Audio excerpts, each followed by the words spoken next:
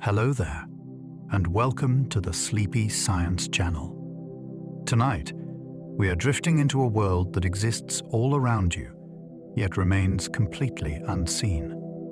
A realm where matter behaves in strange and beautiful ways, where the rules you know begin to soften, and where human curiosity has learned to work at the smallest scales imaginable. This is the quiet frontier of nanotechnology. It is a place where objects are shaped by quantum forces, where medicine becomes intelligent, and where light, heat, and motion behave in unfamiliar ways. This is a world of subtlety, precision, and patience. The closer you look, the more surprising it becomes.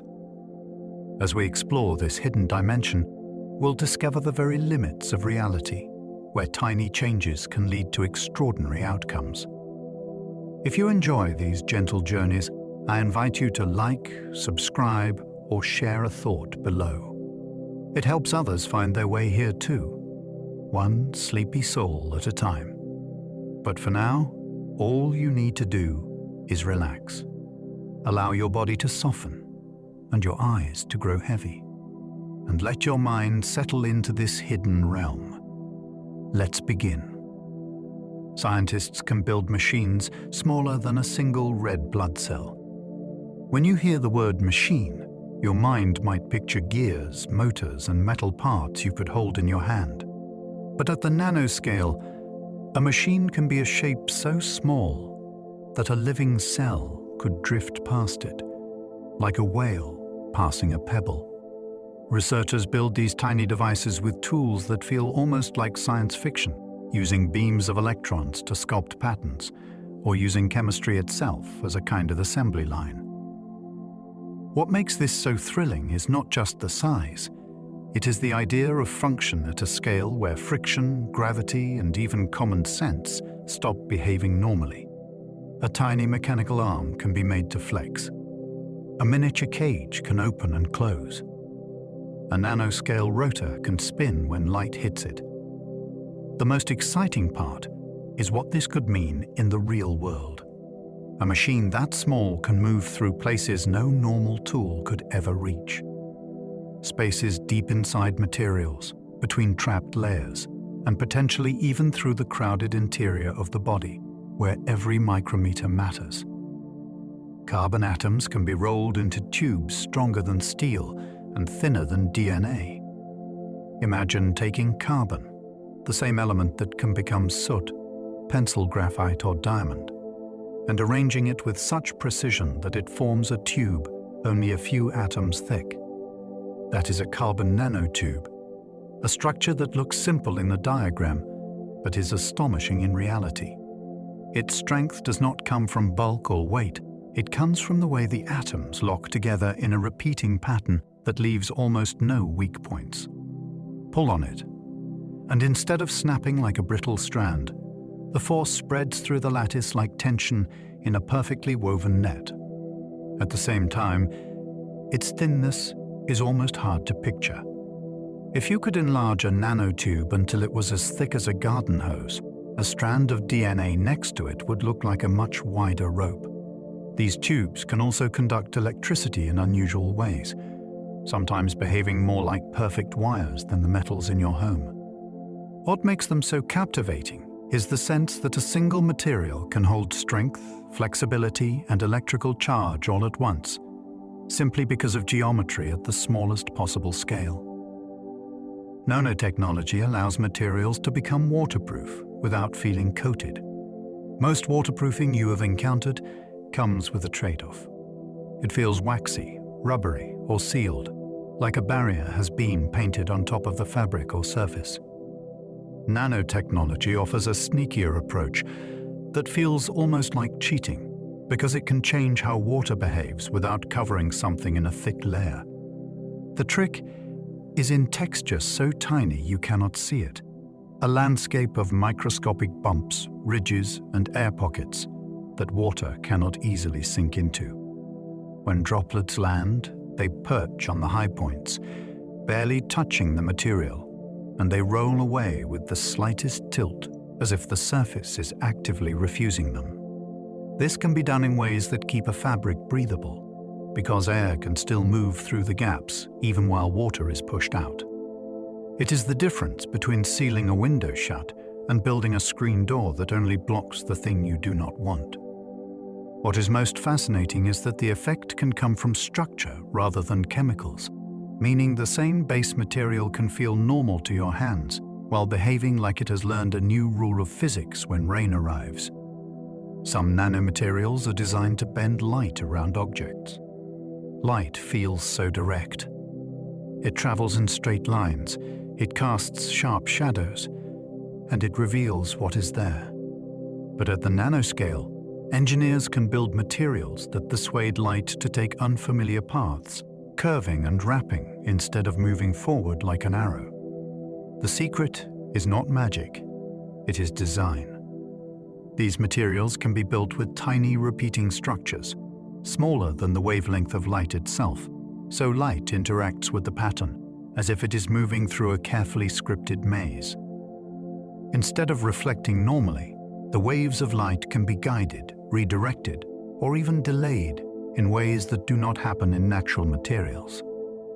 This is one of the ideas behind cloaking research, where the goal is to steer light around a region so the light continues onward as if nothing were there, leaving no obvious shadow or reflection. Even when perfect invisibility remains elusive, the same underlying science can lead to practical wonders, like lenses that are thinner than you would think possible, sensors that capture more information from faint light, and optical devices that can be flattened into surfaces. It is a powerful thought that by shaping matter on a tiny scale, you can reshape the behavior of light itself. A particle of gold can turn red when it becomes small enough. Gold feels like one of the most predictable substances on Earth, heavy, shiny, and forever yellow. Yet shrink it down far enough and it starts behaving like a completely different material, one that can glow with ruby reds or deep purples depending on its size and surroundings. The surprise comes from how light interacts with the particle. At this tiny scale, the electrons in the gold do not respond like they do in a solid bar or a wedding ring. Instead, they can sway together in a coordinated motion when light hits them, almost like a crowd moving in rhythm. That collective motion changes which colors get absorbed and which colors get scattered back to your eyes. The result is a kind of color tuning that comes purely from size and structure, not from dyes or paint. This is why some stained glass windows can hold brilliant reds that do not fade over centuries, because the color can come from tiny gold particles embedded in the glass. It is a reminder that color is not always about what something is made of. It can be about how it is built. A surface can be made so slippery that water cannot stay on it. Slippery surfaces usually rely on smoothness, like polished ice or glass. But the most extreme water repellents can come from something more clever. Scientists can create surfaces that do not just resist water, they refuse to let it settle at all. One approach uses a microscopic texture that holds a thin layer of liquid in place, like a lubricant locked into tiny pores. When a droplet touches down, it is not landing on a solid, it is landing on a stable liquid layer that offers almost no pinning points. The droplet slides off easily, sometimes even when the surface is nearly flat.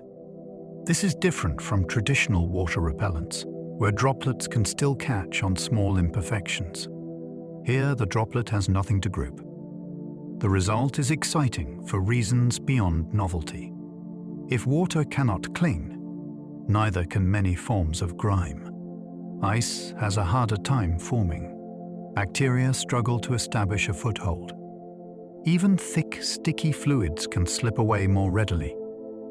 It is as if the surface has been trained to stay clean by default. What makes this feel so futuristic is that it turns a passive object into an active behavior.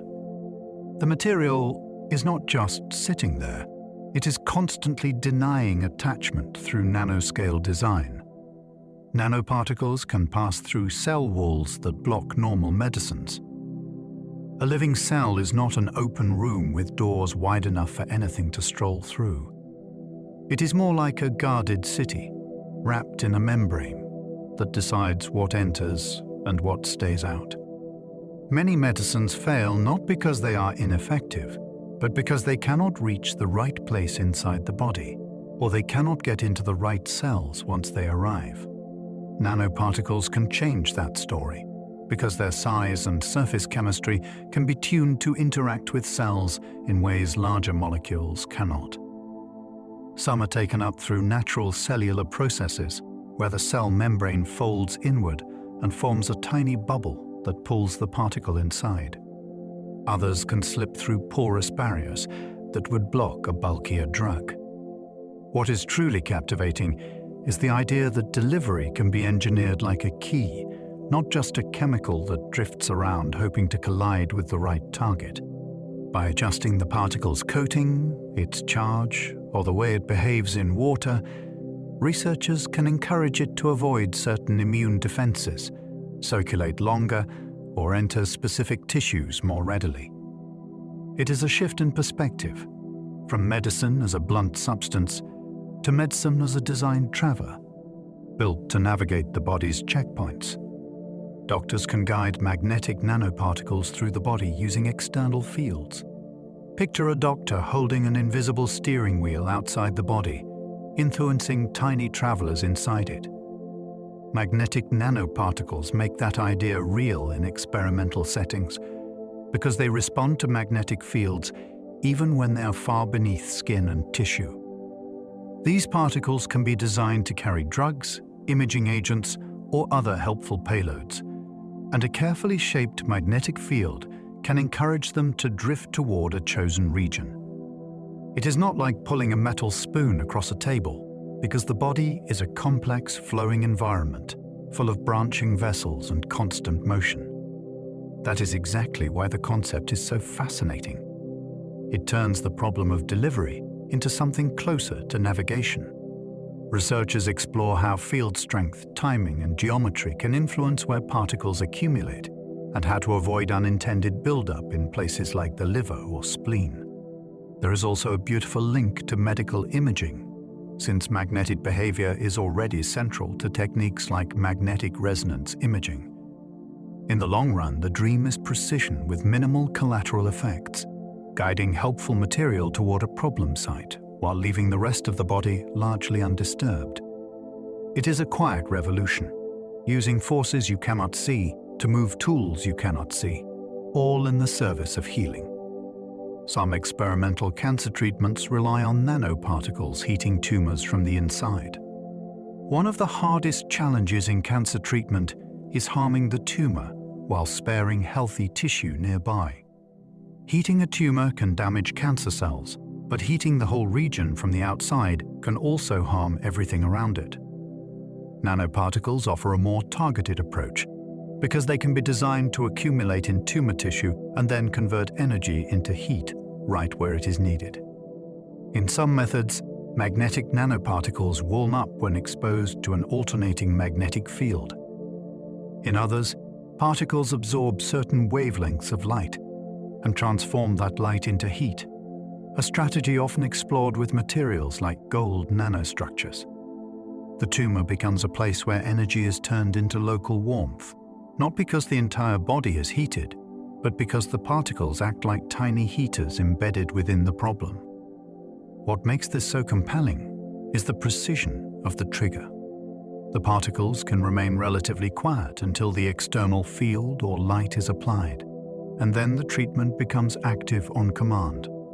Researchers study how to control temperature, how to avoid overheating, and how to combine heating with chemotherapy or immunotherapy for stronger effects.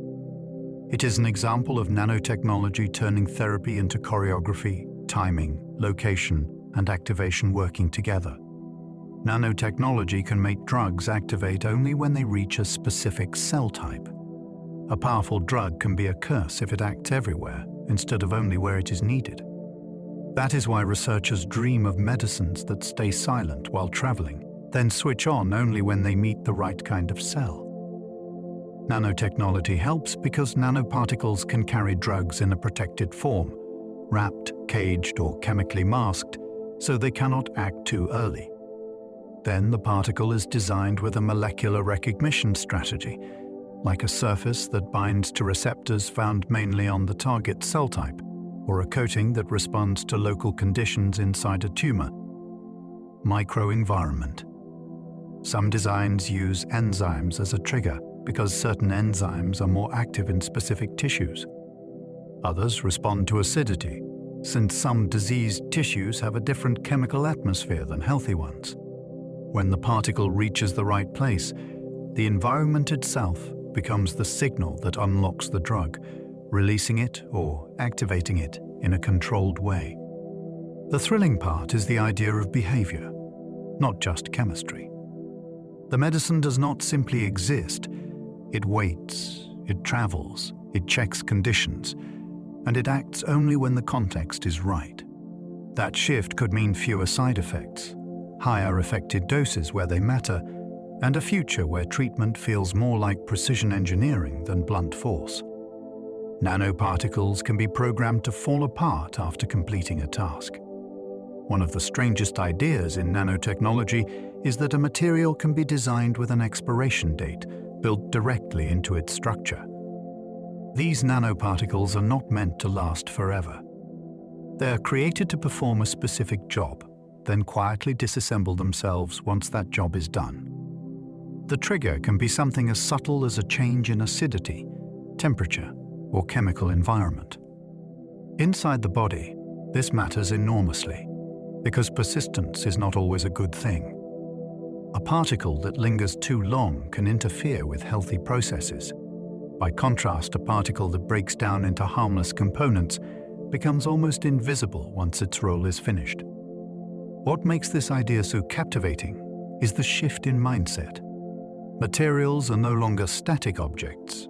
They are temporary participants in a process. They arrive, act, and leave. This allows scientists to design delivery systems that release a drug, sense a condition, or perform a repair, then dissolve into pieces small enough to be cleared naturally. It is a form of engineering that respects time as much as function. Tiny nanoscale sensors can detect single molecules in the air.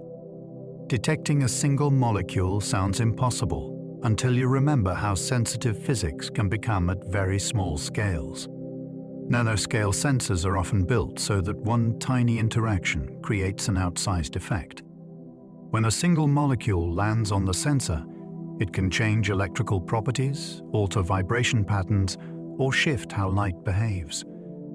These changes are small, but they are measurable. This allows detection of substances at concentrations so low they would otherwise disappear into background noise. What makes this especially fascinating is how it changes awareness.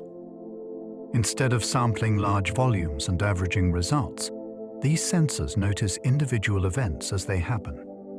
A lone pollutant molecule, a trace chemical signal, a faint marker of disease. The world becomes less blurry and more precise.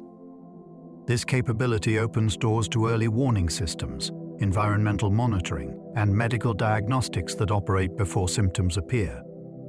It is like giving technology a sense of smell so sharp that even whispers in the air can no longer hide. Some nanomaterials glow brighter as they get smaller. In everyday life, shrinking something usually makes it weaker or dimmer.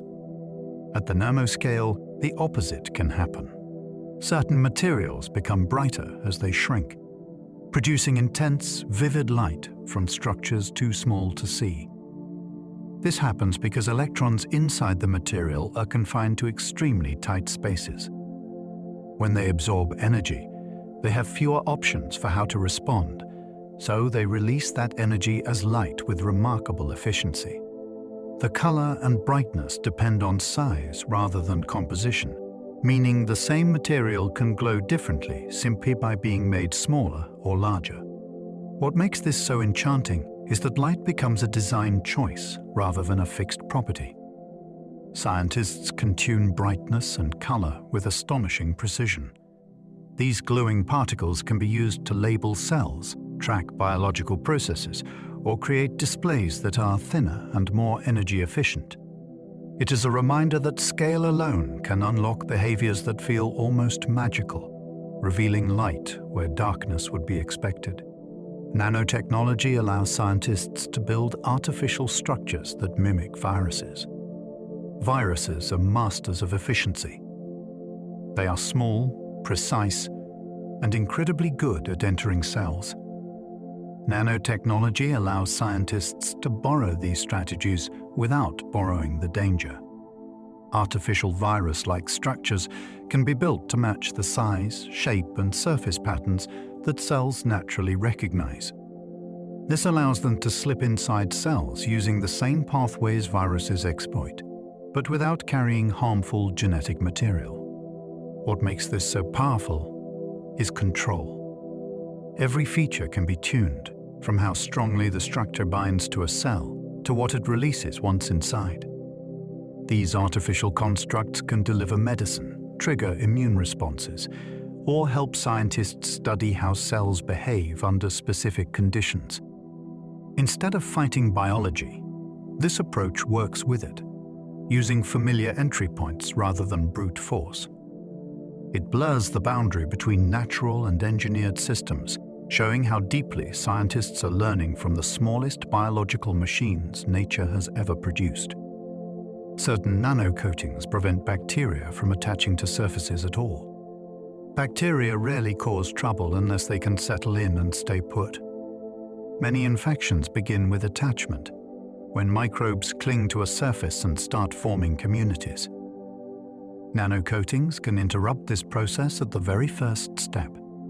By engineering surface textures at extremely small scales, scientists can create environments where bacteria simply cannot get a grip. Some coatings disrupt how bacterial membranes interact with the surface. Others make attachment energetically unfavorable, causing microbes to drift away before they can settle.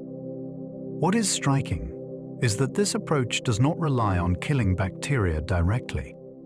Instead, it prevents the problem from starting. This reduces the pressure that leads to resistance, since there is no chemical attack to adapt to. These coatings can be used on medical devices, implants, and high-touch surfaces, quietly lowering infection risk without constant cleaning or harsh treatments. It is prevention through physics rather than force. Nanofibers can be thinner than smoke particles and still block them. Filtering something usually means stopping it with a barrier that is visibly solid. Nanofibers change that idea completely. These fibers can be thinner than the particles they block, yet still form highly effective filters when woven into dense networks. The secret lies in how particles move through air. Smoke particles do not travel in straight lines. They drift, bounce, and wander due to constant collisions.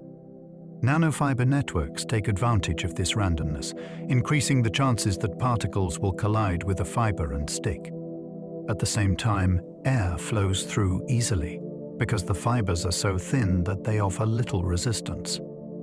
This creates filters that are both breathable and highly effective. What makes this so compelling is the elegance of the solution.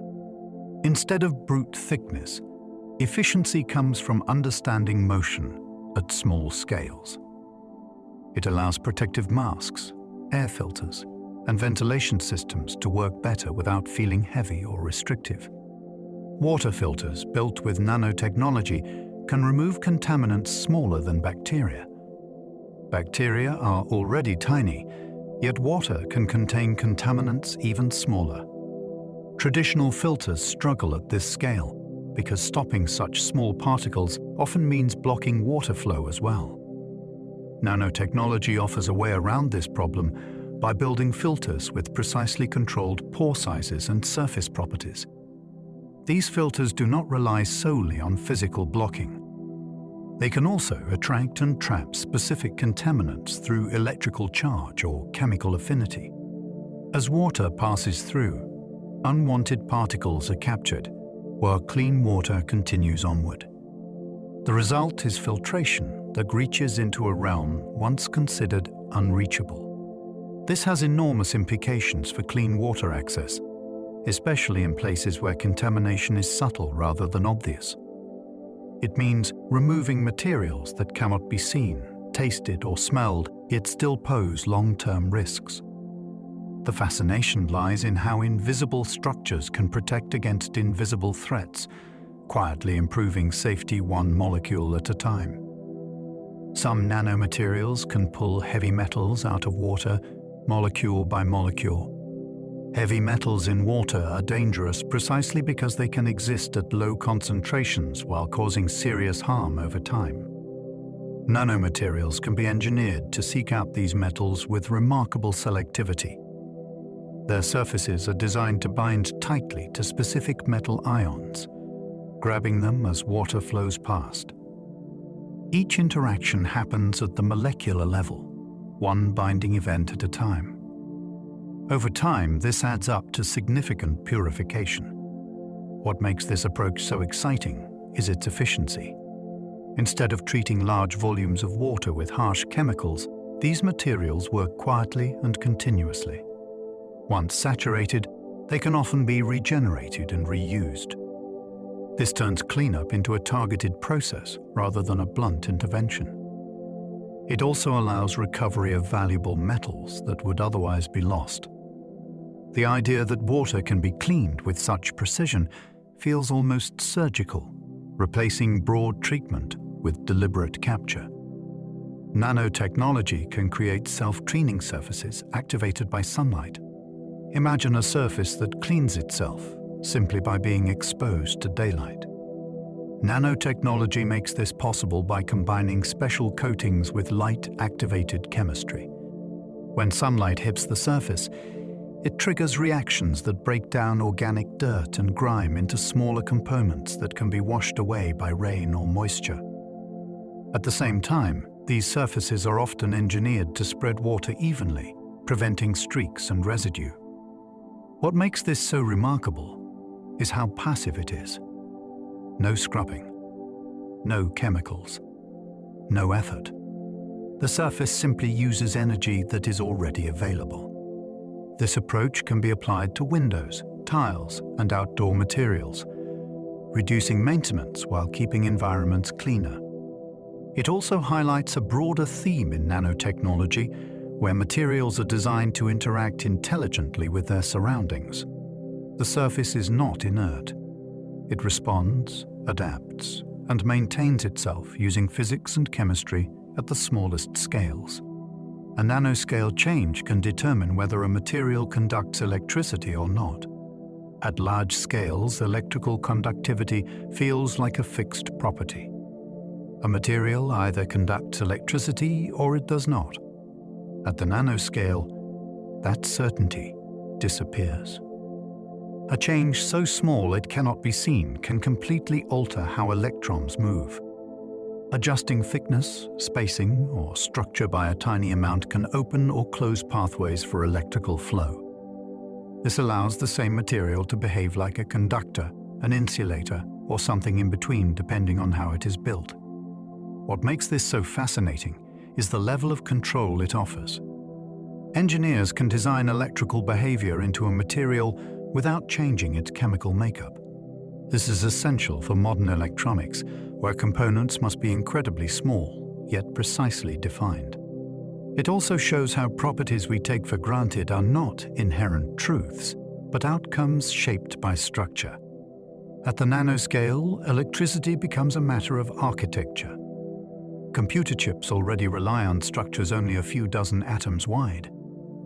When you tap a screen or open an app, it feels instant and effortless. Yet beneath that smooth experience lies a world balanced on the edge of the possible. Inside modern computer chips, electrical pathways are so narrow that only a few dozen atoms span their width.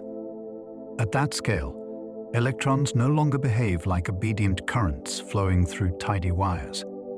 They feel edges. They scatter. They hesitate. A single misplaced atom can act like a fallen boulder in a narrow road. slowing or deflecting the flow. Engineers must design these structures with astonishing care, layering patterns so precise that they approach the limits of what matter itself allows. What makes this so breathtaking is that the entire digital world depends on this fragile choreography. Messages, images, and calculations all rely on electrons navigating landscapes smaller than most molecules. As these features shrink further, engineers are forced to invent entirely new ways of thinking, because the old rules simply stop working. The modern computer chip is not just technology. It is a continuous negotiation with reality at its smallest scale. At nanoscale sizes, heat can behave in completely unexpected ways. In everyday life, heat feels predictable. It spreads, fades, and flows from hot to cold without surprises. Shrink a system down to the nanoscale, and that intuition starts to unravel. Heat can stall at invisible boundaries, leap across tiny gaps, or travel preferentially along specific atomic pathways. In some nanostructures, heat behaves less like a gentle diffusion and more like a guided vibration, moving in pulses rather than spreading evenly.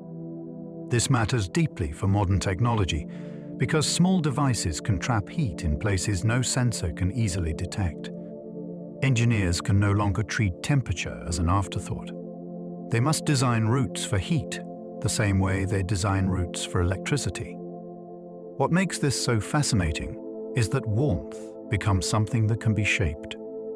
By adjusting structure at unimaginably small scales, scientists can decide where heat lingers and where it escapes. Temperature stops being passive and becomes an engineered feature of the material itself. Nanotechnology makes flexible electronics possible without breaking circuits. For decades, electronics demanded stiffness.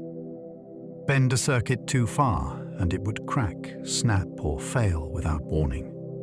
Nanotechnology rewrites that rule by changing what a circuit looks like at its smallest level. Instead of rigid lines etched into hard surfaces, electrical pathways can be formed from ultra-thin meshes, wavy traces, or networks of tiny conductive particles. When the material bends, these pathways stretch and shift rather than breaking apart. The result is electronics that can curve, fold, and flex while continuing to function normally. This opens the door to devices that move with the body, screens that wrap around objects, and sensors that conform to irregular surfaces. What makes this so compelling is that flexibility does not weaken performance. The same nanoscale structures that allow motion also preserve reliable electrical behavior. Strength is no longer about resisting change. It comes from being designed to accommodate it gracefully. Some experimental memory devices store information using individual molecules. Traditional memory relies on large collections of electrons to store a single piece of information. Nanotechnology pushes this idea to its extreme by allowing individual molecules to act as memory units. A single molecule can shift between stable states, changing its shape, charge, or conductivity in a controlled way. Each shift can represent stored information. The promise is staggering. Vast amounts of data could fit into spaces smaller than a grain of sand. But the challenge is just as profound. Molecules are sensitive to heat, vibration, and their chemical surroundings. Keeping them stable enough to remember requires extraordinary precision. What makes this idea so captivating is how it blurs the line between chemistry and computation. Memory is no longer etched into solid structures. It is encoded in the behavior of matter itself. Information becomes something that molecules carry, not something imposed upon them from above. Nanomaterials allow screens to be thinner, brighter, and more durable. Every screen is a careful conversation between light and material. Nanomaterials give engineers new ways to guide that conversation. Tiny structures can direct light outward instead of letting it scatter inside the screen, making displays appear brighter without using more energy. Other nanoscale layers sharpen colors by controlling how specific wavelengths pass through or are converted. At the same time, nearly weightless coatings can protect surfaces from scratches and wear, reinforcing glass without adding bulk.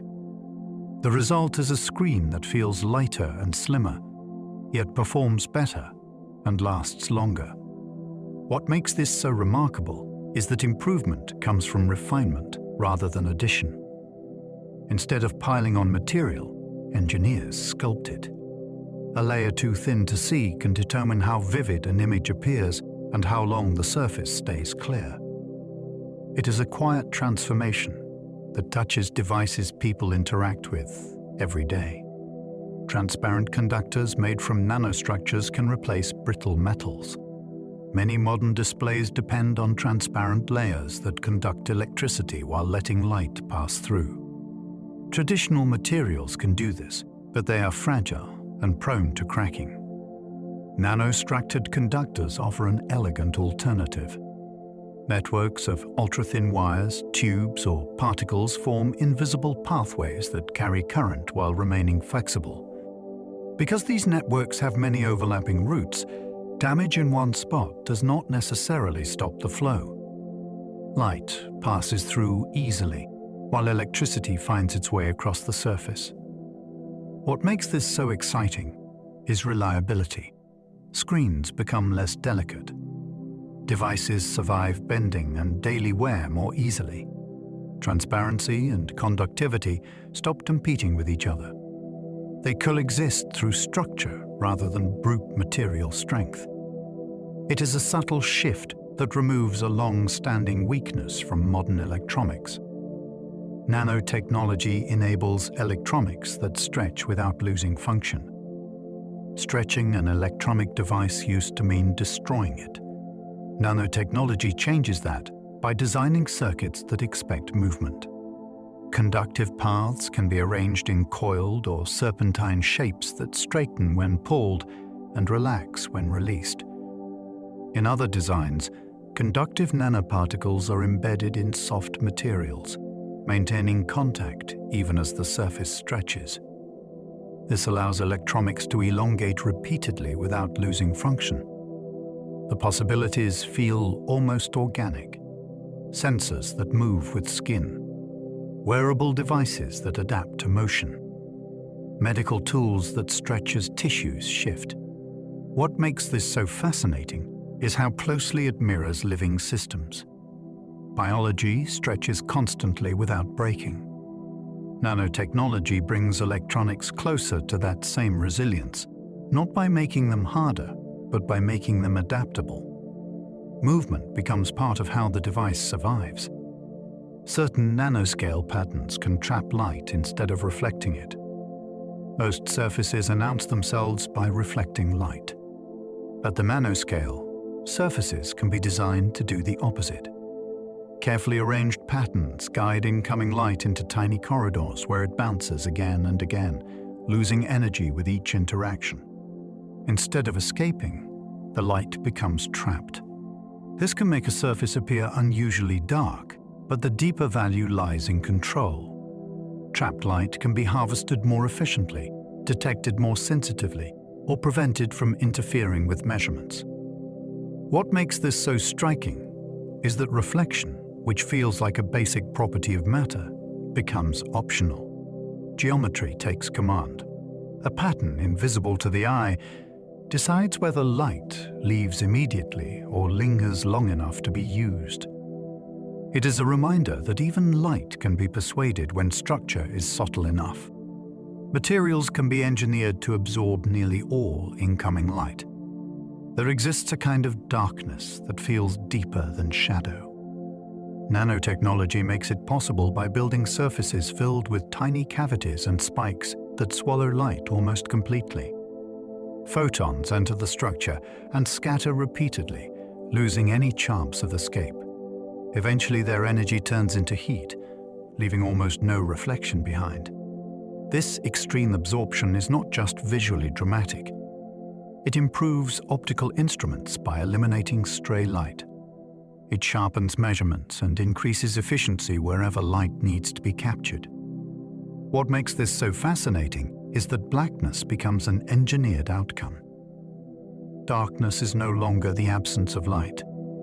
It is the result of deliberate structure, built atom by atom to capture illumination the moment it arrives.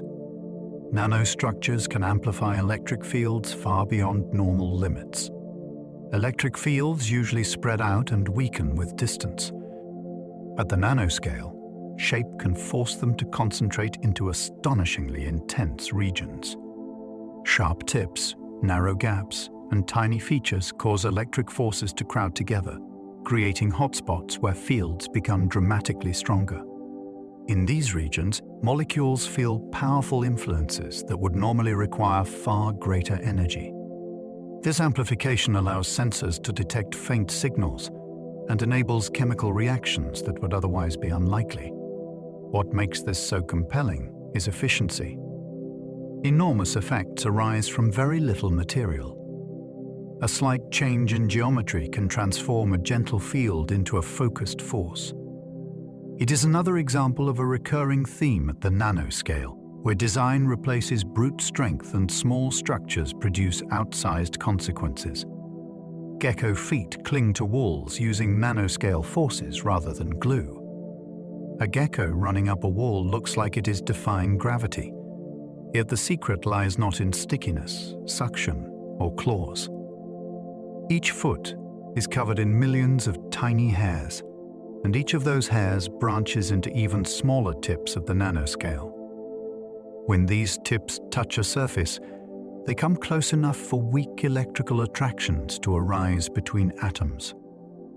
One connection is insignificant, but millions acting together create a powerful grip. What makes this so remarkable is how reversible it is. The gecko does not get stuck. By changing the angle of its foot, it can release the contact instantly and take the next step. No residue, no damage, just physics quietly doing its work. This discovery reshaped how scientists think about adhesion, inspiring dry adhesives that work without chemicals. It is a reminder that nature often achieves incredible feats not by overpowering forces, but by multiplying subtle ones until they matter. Butterfly wings create color using nanostructures instead of pigment. The brilliant blues and shimmering greens of butterfly wings are not always painted on with color at all. In many species, the color comes from intricate nanostructures built into the scales of the wings. These structures interact with light, reflecting specific wavelengths while canceling others. As light moves through the tiny layers and ridges, certain colors reinforce themselves and emerge vividly. The effect can even change with viewing angle, creating shimmering hues that seem alive. What makes this so fascinating is that the color never fades because nothing is being dyed or bleached. It is purely structural. Even crushed or aged, the wings can retain their brilliance. Scientists study these patterns not just for beauty, but for insight into creating color without chemicals. Displays, coatings, and security features can all benefit from this approach. It reveals that color can be built, not applied, shaped by geometry rather than substance. Lotus leaves stay clean because of nanoscale surface textures. A lotus leaf can emerge spotless from muddy water, as if dirt simply refuses to stay. The secret lies in a surface covered with tiny bumps layered across multiple scales. At the nanoscale, these textures trap air and drastically reduce contact between water and the leaf. When a droplet lands, it beads up into a near-perfect sphere and rolls away, carrying dirt with it. This self-cleaning behavior is not accidental. It allows the plant to keep its surface clear for sunlight and gas exchange. What makes this so compelling is how passive it is. The leaf does not fight dirt. It simply makes attachment impossible. Engineers have copied this idea to create surfaces that clean themselves without detergents or effort. It shows how careful structure can replace constant maintenance, turning cleanliness into a built-in property rather than a chore. Shark skin resists bacteria due to microscopic structural patterns. Sharks move through water, constantly exposed to microbes, yet their skin resists bacterial buildup remarkably well. This protection does not come from chemicals or toxins. It comes from structure. The surface of shark skin is patterned with tiny ridges that create an environment hostile to bacterial attachment. The spacing and shape of these features disrupt how bacteria settle and spread, preventing them from forming stable colonies. What makes this so powerful is that it avoids killing bacteria directly. There is nothing to adapt to, nothing to resist. Instead, the surface simply refuses to cooperate. Scientists have translated this idea into materials for hospitals and medical devices, where preventing bacterial attachment is often more effective than trying to destroy microbes after the fact. It is another example of nature solving a complex problem through geometry alone, quietly shaping outcomes at scales too small to see. Spider silk owes its strength to nanoscale protein arrangement. Spider silk is light, flexible, and astonishingly strong, yet its secret is not brute material toughness. It lies in the way proteins are arranged at the nanoscale. Within each strand, regions of tightly packed protein crystals are linked by more flexible chains.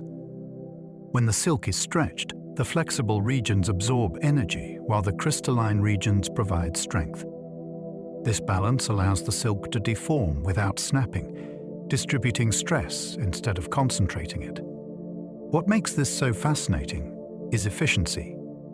The spider produces this material at ambient temperatures using water-based chemistry, achieving properties that rival or exceed many industrial fibers. Scientists study silk not to copy it exactly, but to understand how structure creates performance. It demonstrates that strength does not have to mean rigidity. Sometimes the strongest materials are those designed to yield intelligently under force. The human eye relies on nanoscale structures to detect light. Seeing feels effortless, but it depends on structures built at astonishingly small scales. Inside the eye, specialized cells contain stacks of nanoscale membranes packed with light-sensitive molecules. These molecules change shape when struck by a single photon, setting off a cascade of signals that the brain interprets as vision. The arrangement is so precise that the eye can respond to extremely low levels of light while still handling bright conditions. What makes this so remarkable is sensitivity. A process that begins with a particle of light smaller than an atom can eventually produce a rich visual experience. The eye is not just a camera. It is a nanoscale detector, tuned by evolution to extract meaning from faint signals. Understanding this architecture helps scientists design better sensors and imaging systems, learning from a biological solution refined over immense spans of time. Bones gain strength from nanoscale mineral organization. Bones feel solid and rigid, yet their strength comes from an intricate internal structure built from nanoscale components.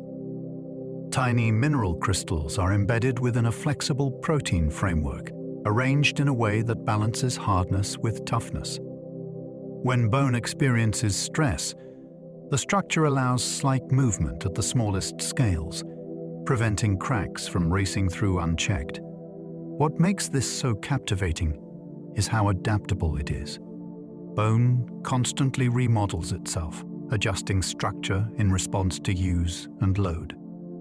This dynamic architecture allows bones to be strong without being brittle. Engineers study this arrangement to design materials that resist fracture while remaining lightweight. It reveals that resilience often comes from cooperation between soft and hard elements, woven together at scales far below what the eye can see. Some plants control water movement using nanoscale channels. Plants cannot walk to water, so they must move it efficiently once they find it. Inside roots and leaves, nanoscale channels guide water with remarkable precision. These tiny pathways allow water molecules to pass rapidly, while blocking unwanted substances. The flow is controlled by structure rather than pumps, relying on the physics of confinement and surface interaction. What makes this so fascinating is selectivity. Plants manage hydration, nutrient transport, and pressure balance using passive systems built at molecular scales. Scientists study these channels to inspire filtration technologies and efficient fluid control systems. It is another example of nature solving engineering challenges without motors or electronics, using geometry and chemistry instead. The plant becomes a living demonstration of nanoscale plumbing, quietly managing resources every moment it lives. Nature routinely builds materials scientists still struggle to copy. Across the natural world, materials appear that outperform many human inventions. Shells resist fracture. Feathers combine lightness with strength. Skin adapts, repairs, and protects. The common thread is nanoscale structure. Nature assembles materials layer by layer, with precision that is difficult to reproduce artificially. What makes this humbling is that these materials are built under gentle conditions, without extreme temperatures or pressures. They are grown, not manufactured. Scientists can often replicate individual features, but matching the full performance remains a challenge. This gap highlights how deeply structure matters. Nature does not rely on exotic ingredients. It relies on arrangement. Studying these materials shifts engineering away from brute force solutions and towards subtle design principles refined through countless generations. Studying natural nanotechnology has inspired entirely new materials. By examining how nature builds at small scales, scientists have uncovered design strategies that reshape modern materials science. Surfaces that repel water, fibers that combine toughness and flexibility, structures that manage light and heat with precision. These innovations often come not from copying nature directly, but from understanding its logic. The inspiration lies in how components are arranged, how forces are distributed, and how failure is prevented. What makes this so exciting is that it expands what engineers imagine is possible. Nature becomes a library of working solutions rather than a collection of curiosities. As tools improve, scientists gain access to deeper layers of biological structure, revealing lessons that were always there, hidden in plain sight. It suggests that many of the most advanced technologies of the future may begin by paying closer attention to what already exists. Nanoparticles can move randomly due to constant molecular collisions. When you watch dust drifting in a sunbeam, it looks calm, almost sleepy. Now shrink that dust down to a nanoparticle and the calm vanishes. It gets pelted from every side by surrounding molecules, like a tiny boat caught in endless invisible rain. Each hit is small, but they never stop, and the particle never gets a moment of stillness. It jitters, twists, and darts in a path that looks chaotic, yet it is actually a signature of warmth itself. As long as a material has temperature, its molecules are moving, and anything small enough gets tossed around by their motion. What makes this so thrilling is that randomness becomes a usable force. Scientists design nanosystems that rely on this jitter to explore space, to mix efficiently, to increase the odds of finding a target. At this scale, disorder is not just noise, it is a kind of engine. At very small scales, surfaces matter more than volume. Pick up a rock, and most of it is hidden from the world. Only the outer skin touches air, water, and your fingertips. Now imagine shaving that rock down until it becomes a nanoparticle. Suddenly there is barely any hidden interior at all. Nearly every atom is on the surface, exposed, reachable, and ready to interact. That single shift changes a material's personality. It can become more reactive, more sensitive, more eager to exchange heat or charge with whatever surrounds it. What makes this so strange is that the substance has not changed, only the ratio of outside to inside. The surface stops being a boundary and becomes the main event. This is why nanomaterials can behave like entirely new substances, even when they are made of familiar elements. Designing at the nanoscale means thinking like a sculptor of interfaces. The outside is no longer a wrapper, it is the material's voice. Objects can stick together at the nanoscale without any adhesive. In the everyday world, sticking feels like a chemical trick. You add glue, you press, you wait, you peel. At the nanoscale, two clean surfaces can cling simply because they get close enough for their atoms to start tugging at each other. The forces involved are weak, the kind you would never notice between larger objects. But when a huge number of tiny contact points form at once, those faint tugs add up into a grip that feels surprisingly real. What makes this fascinating is how easily it can turn on and off. A tiny shift in distance or angle can break the connection, leaving nothing behind. No residue, no mess, no crusty film to scrape away. This kind of sticking helps explain why nanopowders clump, why tiny components can be hard to separate, and why engineers can build dry, gripping surfaces inspired by nature. It is closeness as a mechanism, where attachment emerges from proximity alone. Electrostatic forces dominate motion at nanoscopic sizes. At your scale, a static shock is a brief surprise, then life goes on. At nanoscopic sizes, electric charge becomes a constant presence, like weather. A nanoparticle is so light, but even a small imbalance of charge can steer it, spin it, or pin it to a surface. Motion stops being about weight and momentum and becomes about attraction and repulsion, the quiet push and pull of electric fields. What makes this so powerful is that these forces act without contact. You do not need to touch the particle to influence it. You can guide it with a field, sort it, coax it into place, or make it assemble into patterns. This is one reason nanotechnology feels like choreography. The particles respond to invisible cues, moving as if they can sense instructions in the air. At this scale, electricity is not just a property, it is a steering wheel, and engineers learn to drive with it. Gravity becomes almost irrelevant at the nanoscale. Gravity shapes your whole life. It anchors your feet, pulls rain from the sky, and keeps oceans pressed to the earth. But shrink down to the nanoscale and gravity becomes a whisper drowned out by louder forces.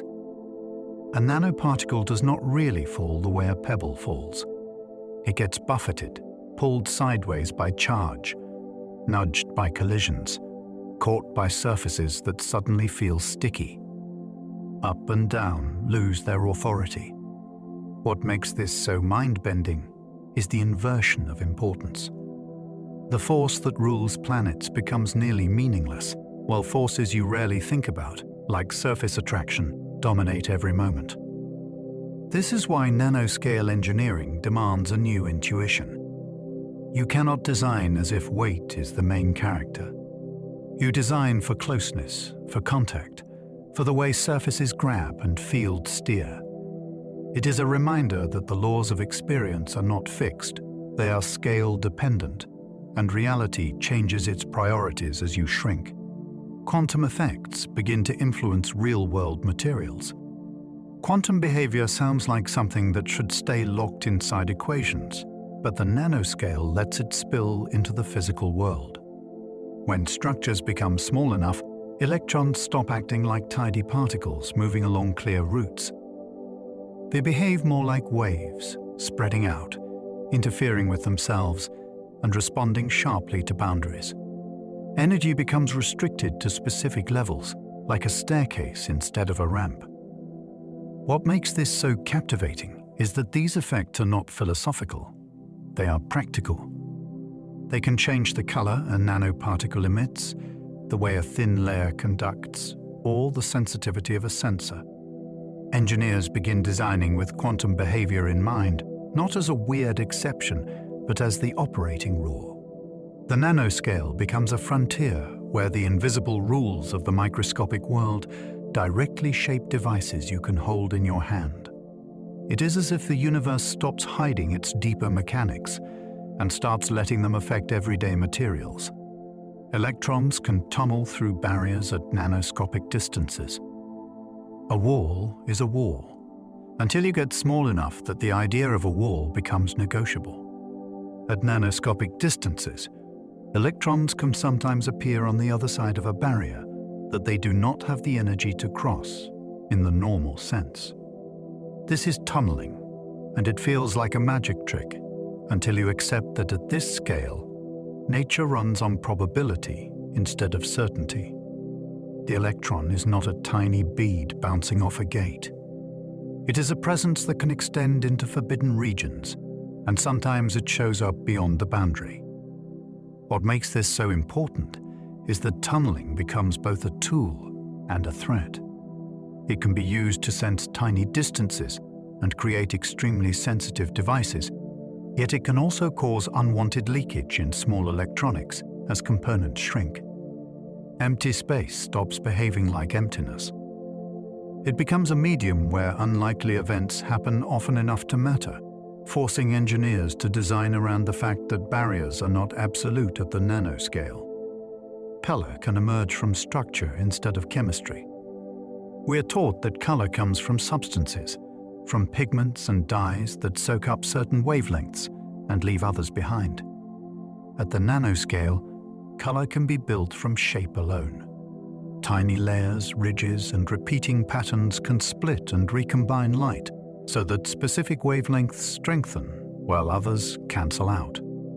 The material might be nearly colorless, yet the structure makes it blaze with blue, flash green, or shimmer as you change your angle. What makes this so enchanting is that it does not fade the way pigment fades, because there is nothing to bleach. The color is locked into geometry. Change the spacing and the hue changes, like tuning an instrument by adjusting its size. This is one of the most beautiful lessons of nanotechnology, that appearance is not only about chemistry, it is about architecture. Light becomes something you can sculpt, and color becomes a property you can design into form. Changing size alone can alter melting points of materials. Melting points feel like facts carved into stone. Ice melts, metal softens, glass holds its shape. At the nanoscale, those certainties can shift. A tiny particle has an enormous fraction of its atoms on the surface, where bonds are less supported and more easily disturbed. That means it can start to soften and melt at temperatures that would leave the bulk material unchanged. What makes this so surprising is that nothing about the chemical identity has been altered. The same substance behaves differently simply because it has been made small. This matters in ways that are both thrilling and inconvenient. It can enable new manufacturing tricks, where particles fuse at lower temperatures, but it can also create stability problems if a nanoscale component softens sooner than expected. The lesson is quiet but profound. Size is not just a measurement.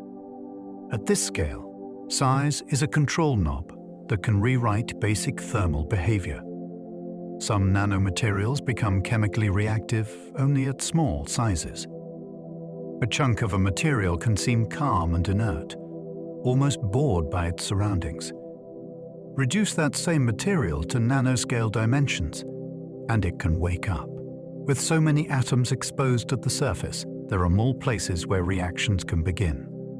Bonds are less sheltered, electrons are more available, and interactions with the environment become easier to trigger. What makes this so powerful is that reactivity can appear without changing the substance itself. Size alone can switch on a new chemical personality. This is why nanomaterials can act as remarkably efficient catalysts, accelerating reactions while using very little material. It is also why safety and careful design matter, because behavior that seems harmless in bulk can become active when miniaturized. The nanoscale teaches a repeating lesson. Matter is not only defined by what it is made of, it is defined by how much of it is exposed to the world. Nanotechnology allows paints to last longer using less material. Paint seems simple, a layer of color spread across a surface, but at the nanoscale it becomes a carefully engineered system. Traditional paint relies on thickness for durability. The thicker the layer, the longer it lasts. Nanotechnology changes that by controlling how particles arrange themselves within the paint. Tiny structures can improve how pigment binds, how cracks are resisted, and how light and moisture interact with the surface. This means a thinner layer can perform like a much thicker one. What makes this so fascinating is efficiency. Less material is needed to achieve the same protection and color intensity. Paint can resist fading, peeling, and weathering for longer periods without being piled on. This reduces waste, weight, and cost while improving performance. The surface stops being just a coating and becomes an engineered shield. It is a quiet upgrade that touches buildings, vehicles, and everyday objects, all because structure at invisible scales can do more work than bulk ever could. Protective coatings can be only a few atoms thick. Protection usually suggests something heavy or layered, a barrier you can see and feel. At the nanoscale, protection can be almost unimaginably thin. Coatings only a few atoms thick can shield surfaces from corrosion, wear, and chemical attack. These layers work because atoms at the surface interact first with the environment.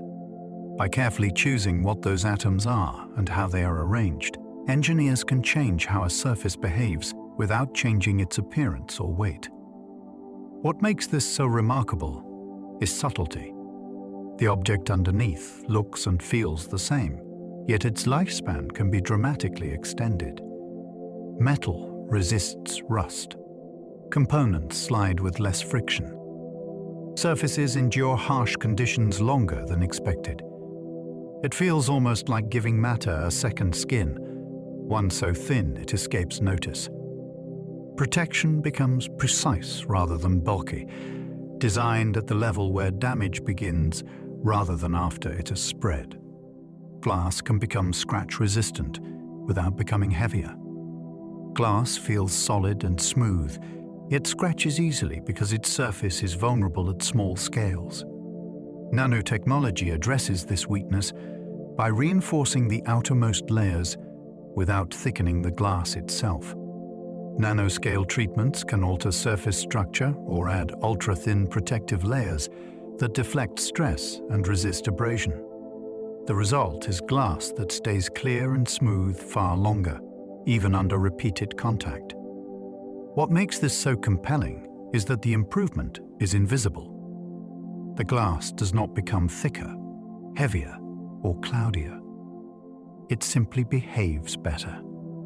This matters for screens, lenses, and architectural surfaces where clarity and durability must coexist. Instead of adding bulk to fight damage, engineers strengthen the surface where scratches begin. It is a lesson repeated throughout nanotechnology that solving problems at their origin is often more effective than piling on material afterward. Fire-resistant layers can be created from nanoscale ceramics. Fire resistance usually brings to mind thick barriers or heavy materials. Nanoscale ceramics offer a different approach. These materials can form thin layers that withstand extreme temperatures and slow the spread of heat. At small scales, ceramic structures can block heat flow, reflect energy, and resist chemical breakdown. What makes this so impressive is that protection does not require mass. A carefully engineered layer can shield what lies beneath long enough to prevent catastrophic failure. This is especially valuable in electronics, construction, and transportation, where weight and space are limited. Fire resistance becomes something you design into a surface rather than something you bolt on. The nanoscale approach turns ceramics from brittle bulk materials into flexible design tools, proving that even ancient substances can gain new abilities when arranged with modern precision. Nanocomposites can be both lightweight and impact-resistant. Strength often comes with weight, and lightness often comes with fragility. Nanocomposites challenge that trade-off. By combining materials at the nanoscale, engineers can create structures where tiny reinforcing elements stop cracks before they grow. When an impact occurs, stress is distributed across many small interfaces instead of concentrating in one weak spot. What makes this so fascinating is synergy. Each component contributes a different strength, and together they outperform either alone. The result is materials that are light enough for efficiency, yet tough enough to absorb punishment. This is valuable in vehicles, protective gear, and structures where both strength and weight matter. Nanocomposites show that resilience does not have to mean heaviness. It can emerge from cooperation between materials arranged too finely to see. Some materials can heal tiny cracks through nanoscale motion. Cracks usually mean damage that only gets worse over time. At the nanoscale, materials can be designed to respond differently. Tiny components within the structure can shift, flow, or reconnect when a crack begins to form. This motion can seal the damage before it spreads, restoring strength without outside intervention. What makes this so astonishing is that repair becomes automatic. The material does not need to be replaced or fixed manually. It responds to stress the way living tissue responds to injury. This capability is especially valuable for structures that are hard to access or constantly under load. By stopping cracks early, materials last longer and fail less catastrophically. Self-healing at the nanoscale turns damage from a final verdict into a temporary condition, rewriting how longevity is engineered. Clothing can gain odor resistance through nanoscale treatments. Odor clings to fabric because bacteria settle into fibers and multiply. Nanotechnology tackles this problem by altering the surface environment where microbes try to live. Treatments at the nanoscale can prevent bacteria from attaching or disrupt their growth without sealing the fabric or affecting comfort. What makes this so appealing is subtlety. The clothing still breathes. It still feels normal against the skin. Yet odor has a harder time taking hold. This reduces the need for frequent washing, saving water and energy, while extending garment life. It also avoids heavy chemical treatments that can wear out fabrics. By addressing the problem where it starts, at the level of microscopic interaction, nanotechnology makes cleanliness a built-in property rather than a constant battle. Nanotechnology can make fabrics repel stains without sealing pores. Stain resistance often comes at the cost of breathability. Seal the fabric too much, and air and moisture cannot pass through. Nanotechnology offers a smarter solution. By modifying surface texture at extremely small scales, fabrics can repel liquids while remaining porous to air. Droplets bead up and roll away, unable to spread into the fibers. What makes this so impressive is balance. The fabric stays comfortable while gaining protection. This is possible because the treatment does not block pores. It changes how liquids interact with the surface. The result is clothing and textiles that stay cleaner longer without feeling artificial. It is another example of how nanotechnology works by persuasion rather than force, nudging behavior instead of building walls. Some nanomaterials can block ultraviolet light while staying transparent. Ultraviolet light can damage skin and materials, yet blocking it often darkens or clouds surfaces. Nanomaterials solve this by interacting selectively with light. Tiny particles can absorb or scatter ultraviolet wavelengths while allowing visible light to pass through. What makes this so elegant is precision. Protection does not require tint or opacity. Windows, coatings, and films can remain clear while quietly filtering harmful radiation. This improves comfort, safety, and durability without altering appearance.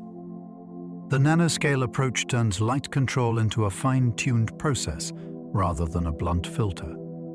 It demonstrates how transparency and protection can coexist when structure is designed carefully enough. Sunscreen works because of carefully engineered nanoparticles. Sunscreen feels like a simple lotion, but its effectiveness depends on nanoscale engineering. Tiny particles within it interact with ultraviolet light, absorbing or scattering it before it can damage skin. Their size is carefully chosen so they remain transparent to visible light, avoiding the chalky appearance older formulations had. What makes this so important is control. The particles must be small enough to spread evenly and block radiation, yet stable enough to stay where they are applied. This balance allows sunscreen to protect without interfering with comfort or appearance. It is a familiar example of nanotechnology quietly at work in daily life. A reminder that some of the most important applications of the nanoscale are the ones people use without ever noticing the science behind them. Nanotechnology enables sensors small enough to fit inside cells.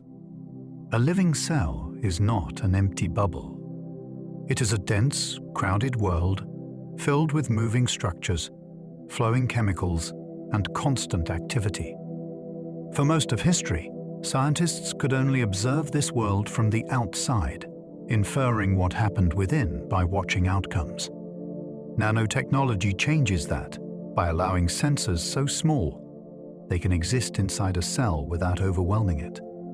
These sensors can slip into the cellular interior and quietly report on conditions like acidity, chemical concentration, or energy use.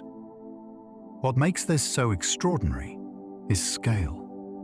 The sensor must be small enough not to disrupt delicate processes, yet robust enough to survive in a constantly shifting environment. Once inside, it experiences a world of motion and noise far removed from laboratory calm. The promise is profound. Instead of guessing how cells behave, scientists can observe events as they unfold, moment by moment. This opens a new way of understanding life, not as a static diagram, but as a dynamic system viewed from within. The cell becomes less of a black box and more of a landscape that can finally be explored directly. Certain nanosensors change color in the presence of toxins. Imagine a material that quietly watches its surroundings and then signals danger by changing color. Certain nanosensors do exactly that. They are designed so that specific chemicals trigger subtle changes in structure or electronic behavior, which then alter how the sensor interacts with light. A toxin enters the environment, binds to the sensor, and the color shifts. What makes this so powerful is immediacy. There is no need for complex equipment or delayed analysis. The signal is visual, direct, and often reversible. These sensors can be tuned to respond only to particular substances, ignoring harmless background chemicals. At the nanoscale, even a small interaction can produce a visible effect. This allows detection of threats at extremely low concentrations, long before they become dangerous. The fascination lies in how information becomes embodied. Color is no longer decorative. It is communicative.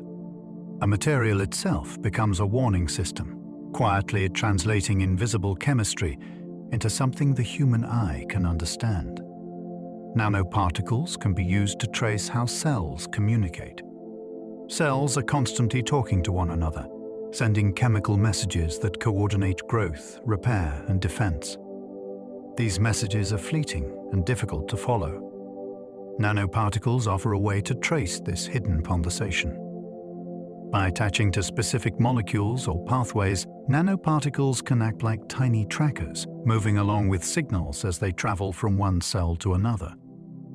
Scientists can then observe where messages go, how long they last, and how they change along the way.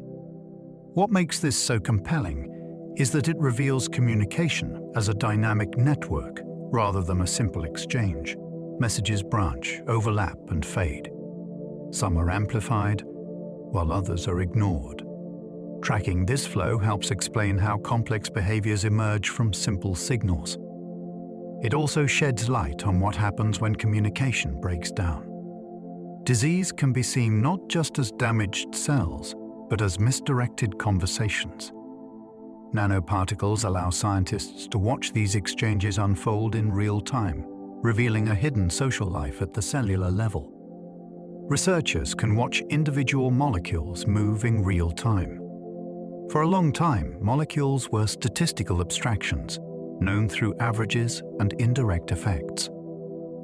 Nanotechnology has changed that perspective by allowing scientists to observe single molecules as they move, bind, and change. Specialized nanoscale tools can track individual molecules as they drift through liquids, attach to surfaces, or interact with larger structures. What makes this so astonishing is intimacy.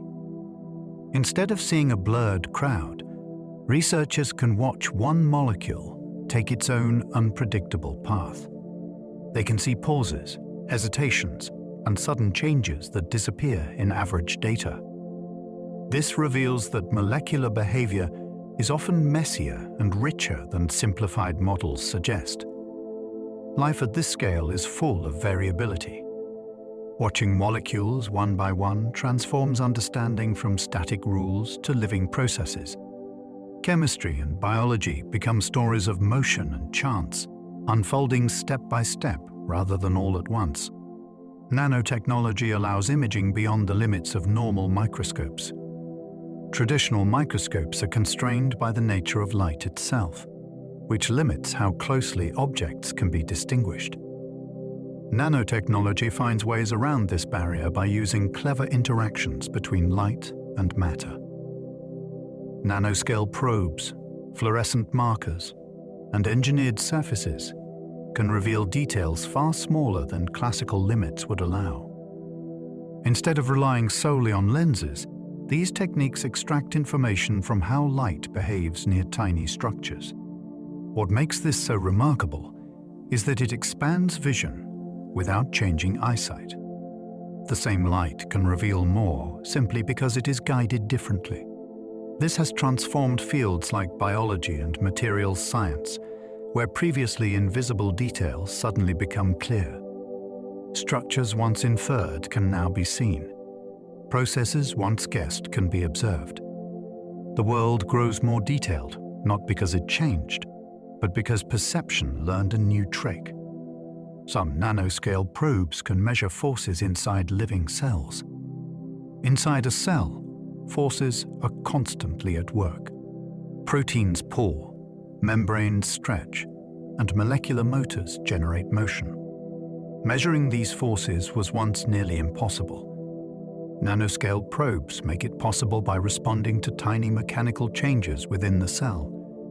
These probes can bend, shift, or change signal when they experience force, allowing scientists to estimate stresses that are far too small for conventional instruments. What makes this so fascinating is that it reveals the cell as a mechanical system as well as a chemical one. Life is not just reactions and signals. It is tension, pressure, and motion. By measuring these forces, researchers gain insight into how cells move, divide, and respond to their environment. The cell becomes a place where physics and biology intertwine, and nanoscale tools act as translators between the two. Nano devices can monitor chemical changes second by second. Chemical environments are rarely static. They shift, pulse, and fluctuate over time. Nano devices can sit within these environments and monitor changes as they happen, second by second. Because they are so small, they respond quickly and locally, detecting changes that would be averaged away in larger measurements. What makes this so powerful is timing. Knowing not just what changes, but when it changes, can reveal cause and effect. A chemical spike followed by a response tells a story that a single snapshot cannot. This is crucial in living systems, where timing often determines outcome. By capturing chemical rhythms in real time, nanodevices allow scientists to see processes as sequences rather than static states. Chemistry becomes something that unfolds, not something that merely exists. Tiny nanoscale antennas can interact with light directly. Antennas are usually associated with radio waves and large structures. At the nanoscale, antennas can be built to interact directly with light. These tiny structures resonate with specific wavelengths, concentrating light into extremely small regions. What makes this so striking is control. Light can be guided, intensified, or redirected at scales far smaller than its wavelength. This enables sensitive detectors, enhanced imaging, and new ways to manipulate optical signals. A nanoscale antenna can act like a funnel for light, pulling energy into places where it can be used efficiently. This challenges intuition about how light behaves and where it can go. The boundary between optics and electronics begins to blur, as light is treated not just as illumination, but as something that can be engineered with precision. Nanotechnology can translate biological signals into electronic ones. Biology communicates through chemistry and motion, while electronics communicate through charge and current. Nanotechnology creates a bridge between these languages. Nanoscale interfaces can respond to biological signals and convert them into electronic outputs. A change in a molecule, a shift in ion concentration, or a mechanical movement can become an electrical signal that devices can read. What makes this so transformative is connection. Living systems can be monitored and interacted with directly, without forcing them into artificial conditions. This opens possibilities for advanced diagnostics, responsive implants, and deeper understanding of how biological information flows. The body becomes less opaque to technology, and technology becomes more sensitive to the body. Communication begins to run both ways, mediated by structures small enough to speak both languages fluently. Researchers are building nanoscale tools that operate inside the body. The human body is an environment of constant motion, chemical complexity, and delicate balance. Nanoscale tools are being designed to function within this environment without disrupting it. These tools can navigate fluids, respond to signals, and perform specific tasks such as sensing, delivery, or intervention. What makes this so extraordinary is subtlety. Instead of forcing large instruments into the body, function is miniaturized to match the scale of biological processes. The tools move where the action is, rather than dragging the body to the tool. This represents a shift in how medicine and research are imagined. Intervention becomes local and precise rather than broad and invasive. The body becomes a place where technology can quietly coexist, working alongside natural processes rather than overwhelming them. Nanotechnology allows energy devices to pack more power into less space. Energy storage used to be a game of scale.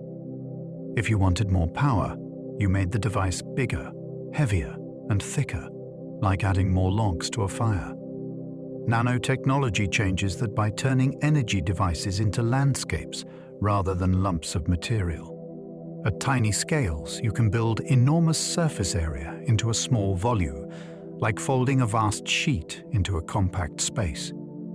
That matters because many energy processes happen at surfaces, where reactions occur and charge is exchanged. When a battery or capacitor gains more active surface inside the same footprint, it can hold more energy and deliver it faster, without simply becoming a brick. What makes this so captivating is that it feels like a cheat code, because you are not adding more substance, you are adding more opportunity. More places for ions to land, more pathways for electrons to travel, more contact points where chemistry can do its work. This is how energy devices can become smaller while becoming more capable. The power is not hidden in bulk, it is hidden in architecture, in the way matter is arranged so that every tiny corner participates instead of sitting idle. Batteries rely on nanoscale chemistry to store and release energy. A battery can look like a simple object, but inside, it is a controlled chemical drama unfolding on tiny surfaces. When a battery charges and discharges, ions move, settle, and depart, shuttling between regions like travelers moving between two cities. The most important action happens where the ions meet the electrode surfaces, and those surfaces are full of nanoscale features. Even in batteries you use every day, performance depends on thin layers, tiny particles, and microscopic pathways that guide motion. What makes this so fascinating is that energy is not stored as a static stash. It is stored as potential, as a carefully arranged imbalance that chemistry wants to correct. The battery works by letting that correction happen slowly and usefully, rather than all at once. At the nanoscale, small changes in texture, coating, and structure can decide whether ions move smoothly or get stuck, whether heat builds up or escapes, whether the battery ages quickly or lasts. A battery is less like a box of power and more like a living system, one that depends on the quiet behavior of atoms and ions repeating the same journey again and again. Nanostructured electrodes can charge faster without overheating. Fast charging sounds simple: pour energy in quickly and be done. The problem is that speed creates strain. Ions rush towards surfaces, reactions intensify, and heat can spike in the wrong places. Nanostructured electrodes offer a way to ease that strain by redesigning the terrain where charging happens. Instead of forcing ions to crowd into limited entry points, nanoscale structures provide many routes, many landing sites, and many short paths. It is like widening a highway into a network of calm streets, so traffic spreads out rather than piling into a single bottleneck. What makes this so compelling is that it tackles speed and safety at once. When ions can move efficiently, less energy is wasted as heat. When reactions occur more evenly, hotspots are less likely to form. Nanostructured surfaces also help by shortening diffusion distances, so ions do not have to push through long resistive routes. The result is a battery that can accept energy rapidly while staying more stable. It feels almost like the battery has learned better breathing. Instead of gasping under a sudden rush, it can take in power smoothly, distributing the chemical work across a carefully engineered internal landscape. Solar cells use nanotechnology to capture more sunlight. Sunlight arrives as a flood of photons, and a solar cell is a net trying to catch them before they slip away. Nanotechnology helps tighten that net. By adding nanoscale textures and layers, engineers can reduce reflection, redirect incoming light, and keep photons bouncing inside the cell longer. The longer light stays inside, the greater the chance it will be absorbed and converted into usable energy. Some nanostructures act like tiny traps, guiding light into regions where it is most effective. Others tune how different wavelengths behave, coaxing more of the solar spectrum into doing useful work. What makes this so fascinating is that the improvement can come from structure rather than more material. You are not simply making the cell thicker, you are making it smarter. A surface that looks smooth to your eyes can be a carefully patterned world to a photon, steering it, slowing it, and increasing the odds of capture. It is a gentle kind of engineering, not forcing sunlight to cooperate, but persuading it through geometry. turning the cell into a place where light lingers just long enough to be transformed. Some nanomaterials can convert heat directly into electricity. Heat usually feels like a leftover, the waste that escapes when energy is used. Nanomaterials invite a more ambitious idea, that heat can be harvested as a source instead of tolerated as a loss. Certain materials can generate electrical voltage when there is a temperature difference across them, turning a gradient of warmth into moving charge. At small scales, engineers can tune these materials so that electrons flow efficiently while heat flow is hindered, which is exactly what you want for conversion. What makes this so exciting is the image of hidden power everywhere. The warmth from a device, the heat leaking from industrial systems, even temperature differences in the environment can become potential electricity. Nanostructures can scatter the vibrations that carry heat while letting electrons travel more freely, like building a hallway that blocks noise but allows people to pass. This is difficult because nature often ties electrical and thermal behavior together. Nanotechnology gives new levers to separate them. It suggests a future where waste heat is not merely managed, but quietly collected, where lost warmth becomes an opportunity rather than a problem. Nanotechnology can reduce energy loss at material boundaries. Energy loss often happens at the seams, where one material meets another. Boundaries can act like rough borders, scattering electrons, trapping charges, and reflecting vibrations that carry heat. At large scales, these losses can be smoothed over with bulk design. At the nanoscale, boundaries can dominate the entire behavior of a device. Nanotechnology helps by engineering interfaces to be more cooperative. Layers can be tailored to match structures, reduce defects, and provide smoother pathways for electrons and ions. Think of it as building a bridge that aligns perfectly with both shores, instead of forcing travelers to stumble over broken steps. What makes this so compelling is how invisible the improvement can be. A device may look the same from the outside, yet inside, energy moves with less friction, fewer interruptions, and less waste. By controlling boundaries, engineers can squeeze more useful work out of the same input. It is a reminder that efficiency is often not about discovering new energy, but about losing less of what you already have, by making the handoffs between materials gentler and more precise. Fuel cells depend on nanoscale catalysts to function efficiently. A fuel cell is like a quiet engine that turns chemical potential directly into electricity, but it depends on reactions that need help to happen quickly and cleanly. That help comes from catalysts, materials that speed reactions without being consumed. At the nanoscale, catalysts become dramatically more effective because so many atoms are exposed at the surface, ready to interact. The reaction does not have to search for a rare active site. It finds one everywhere. What makes this so fascinating is the balance fuel cells demand. Reactions must proceed fast enough to deliver power, yet controlled enough to avoid waste and unwanted byproducts.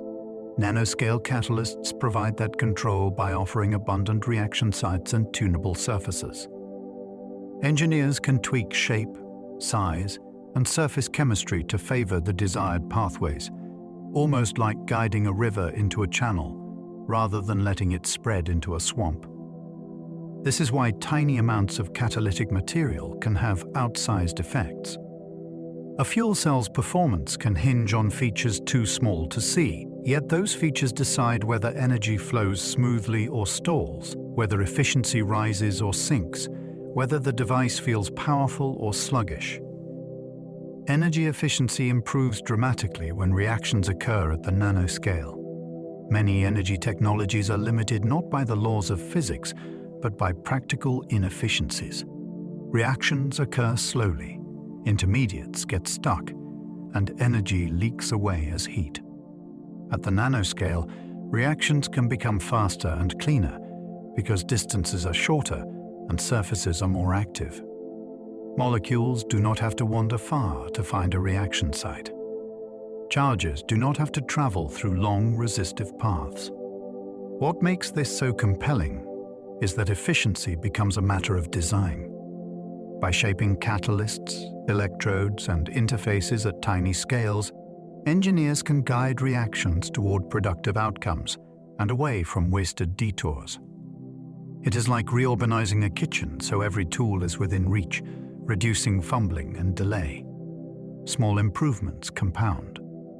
A slight increase in reaction speed, a slight reduction in loss, a slight improvement in transport can add up to major gains in overall performance. The nanoscale is where you can refine these details with precision, making energy systems feel less like blunt machines and more like carefully tuned instruments, where less effort is wasted and more becomes useful. Work. Nanotechnology helps stabilize materials exposed to extreme temperatures.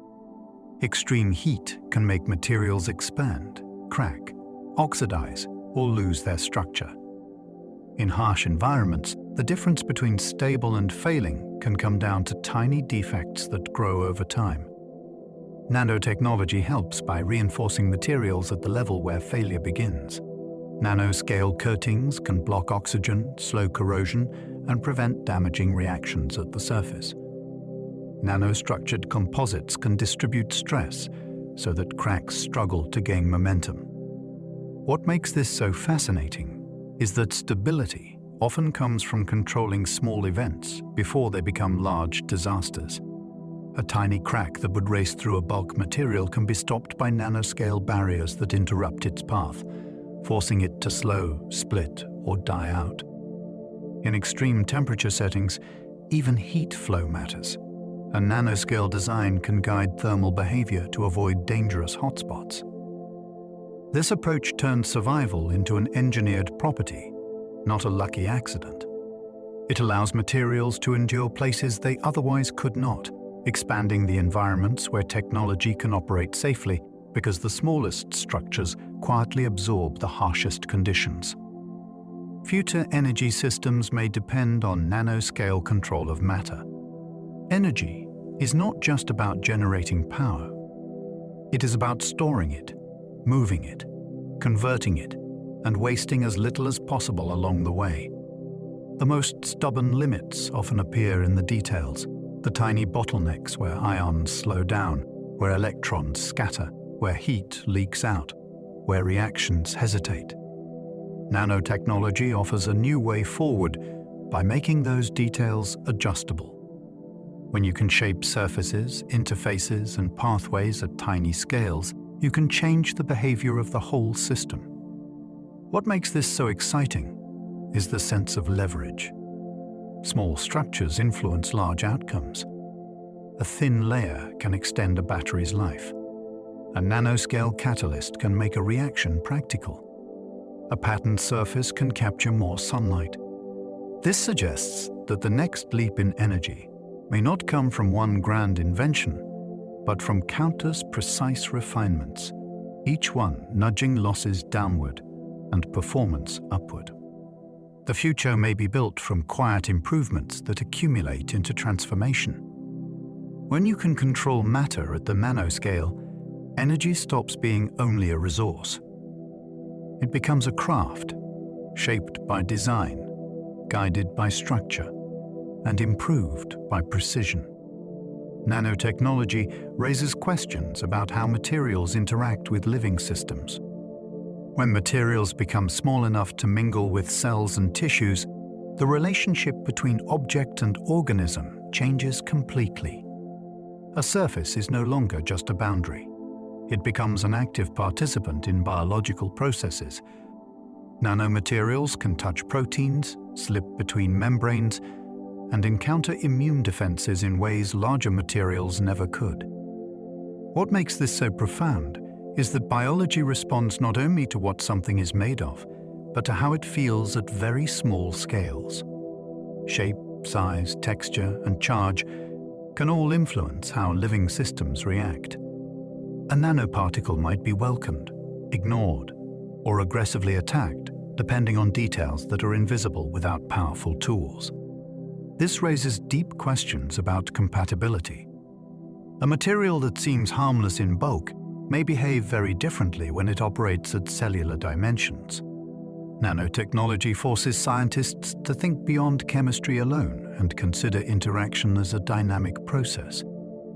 Materials are no longer passive. They engage with biology, triggering responses that can cascade through tissues and systems. Understanding these interactions becomes essential, because once materials enter living environments, they become part of a conversation that evolution has been refining for billions of years. Tiny particles can behave very differently inside the human body. The human body is not a static container. It is a flowing, reactive environment filled with moving fluids, changing chemistry, and vigilant defenses. When tiny particles enter this environment, their journey can be surprising. A nanoparticle might circulate for hours, become trapped in a specific organ, or be cleared almost immediately depending on its size and surface features. What makes this so fascinating is unpredictability. The same particle can behave one way in a test tube and another way entirely inside a living system. Proteins may coat it, altering how cells perceive it. Immune cells may treat it as a threat or ignore it completely. Barriers that block larger objects may be porous to something smaller. This means that understanding behavior inside the body requires more than knowing composition. It requires understanding motion, interaction, and response over time. Nanotechnology reveals the body as a selective landscape where small differences in scale can determine whether a particle travels freely, finds a target, or disappears without a trace. Size alone can determine whether a material is toxic or safe. Toxicity is often thought of as a property of chemistry. Some substances are dangerous, others are benign. At the nanoscale, size itself can become a deciding factor. A material that is safe in bulk form may interact very differently with cells when broken down into tiny particles.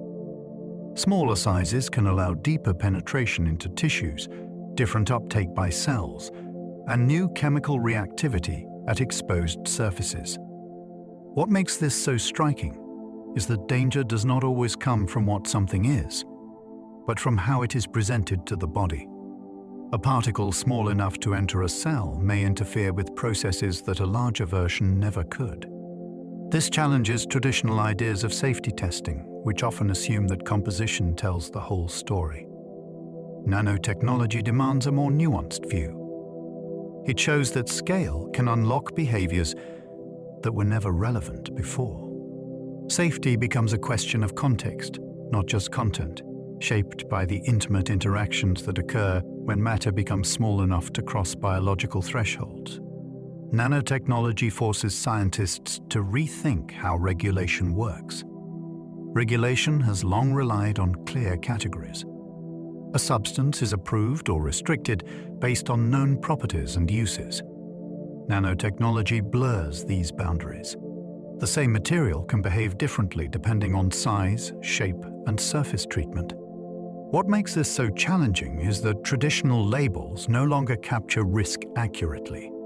A nanoparticle may not fit neatly into existing classifications, even though its behavior demands careful oversight. Regulators must consider not just what a material is, but how it behaves in specific contexts. This requires new testing methods, new definitions, and new ways of thinking about exposure and impact. Nanotechnology moves faster than regulation was designed to handle, creating a gap between innovation and oversight. Filling that gap requires flexibility and deep scientific understanding.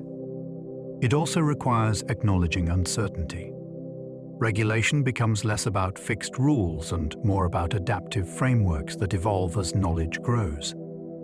The goal is not to slow progress, but to guide it responsibly in a world where scale changes everything. Measuring exposure becomes harder when materials are invisible. Exposure is usually something you can see, smell, or measure easily.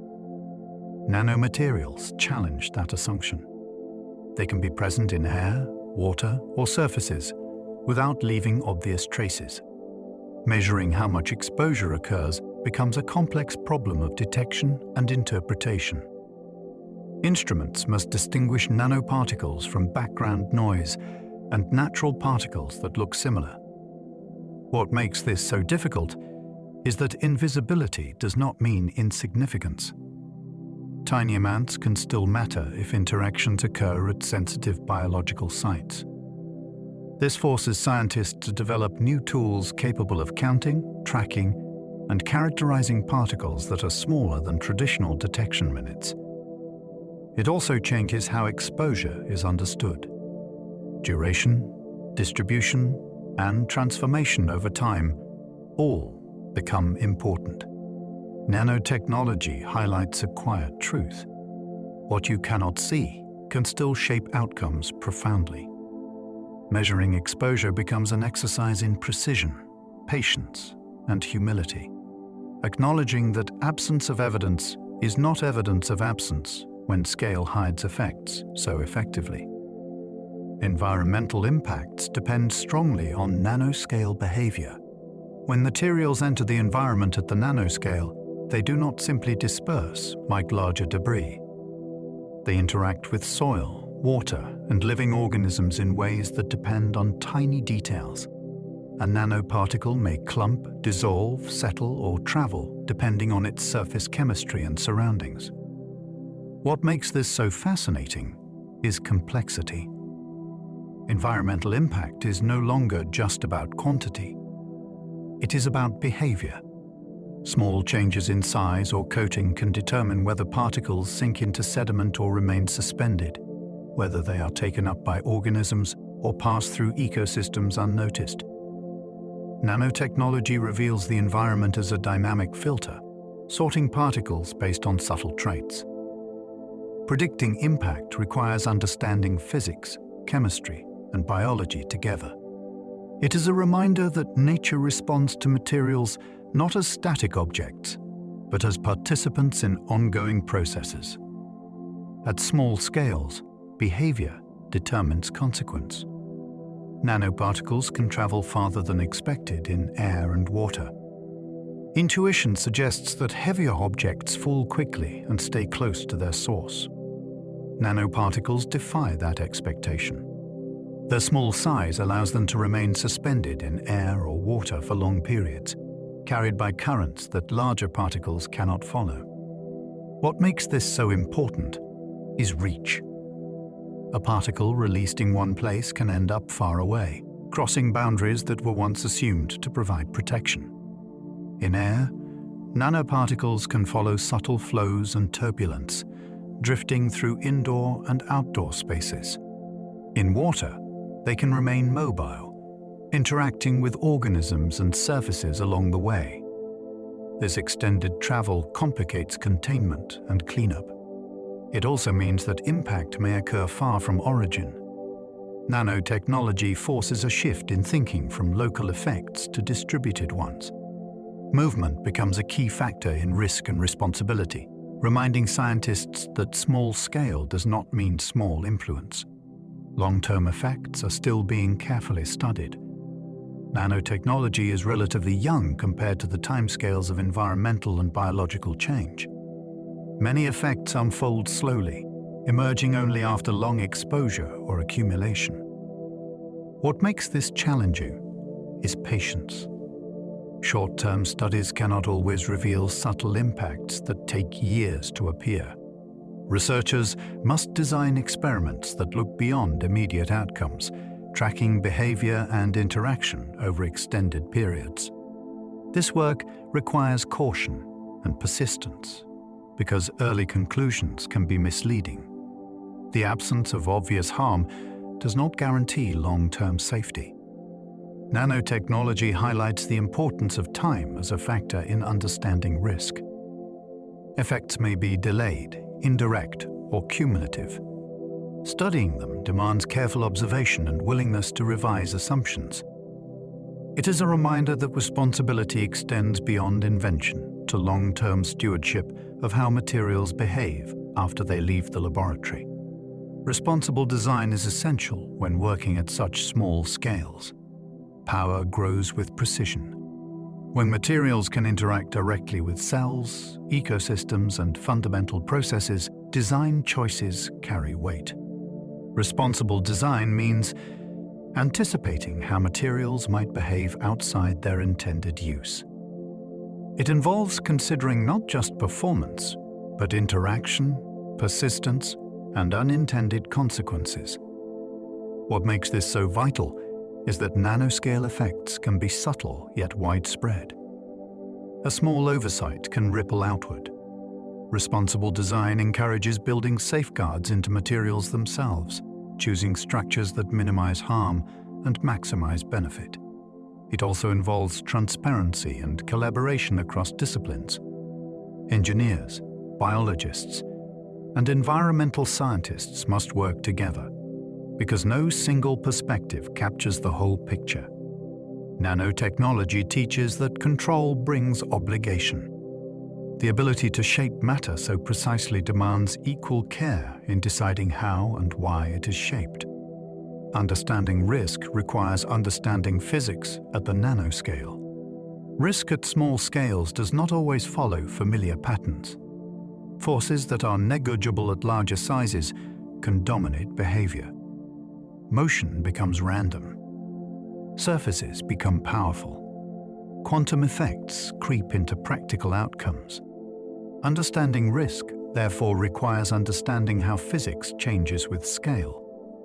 What makes this so important is that intuition built on everyday experience can fail completely. Safety assessments must account for behaviors that only appear when matter is small enough to feel them. This requires new models, new measurements, and new mental frameworks. Nanotechnology forces risk assessment to become more scientific and less assumption-driven. It demands respect for the fact that nature plays by different rules when size shrinks.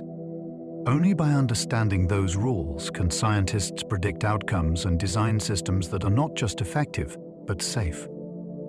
Nanotechnology allows humans to engineer matter with unprecedented precision. For most of history, shaping matter meant cutting, melting, grinding, or casting, all blunt methods that work well only when details are large. Nanotechnology introduces a different relationship with material. Instead of forcing matter into shape, engineers can guide it, persuading atoms and molecules to assemble in specific ways. This level of precision allows properties to be designed rather than discovered. Strength, flexibility, conductivity, and reactivity can all be tuned by adjusting structure at extremely small scales. What makes this so profound is control. Instead of accepting the limitations of natural materials, humans can now design behavior into matter itself. A surface can be made slippery or sticky. A particle can be made visible or invisible to the immune system.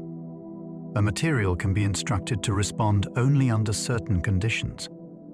Precision becomes a language, allowing engineers to speak directly to the rules that govern matter. This is not just refinement. It is a shift from shaping objects to shaping interactions, where the smallest details carry the greatest authority. The smallest design choices can produce the biggest effects. At everyday scales, small flaws are often forgiven. A tiny scratch rarely changes how an object works. At the nanoscale, small choices can ripple outward dramatically. A slight change in size, a different surface pattern, or a subtle shift in spacing can completely alter behavior. A particle might suddenly conduct electricity, absorb light, or trigger a biological response that was absent before. What makes this so striking is sensitivity. Systems become responsive to details that would normally be ignored. This forces designers to think carefully about every decision, because nothing is truly minor.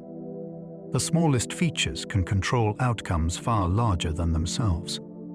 This sensitivity also creates opportunity.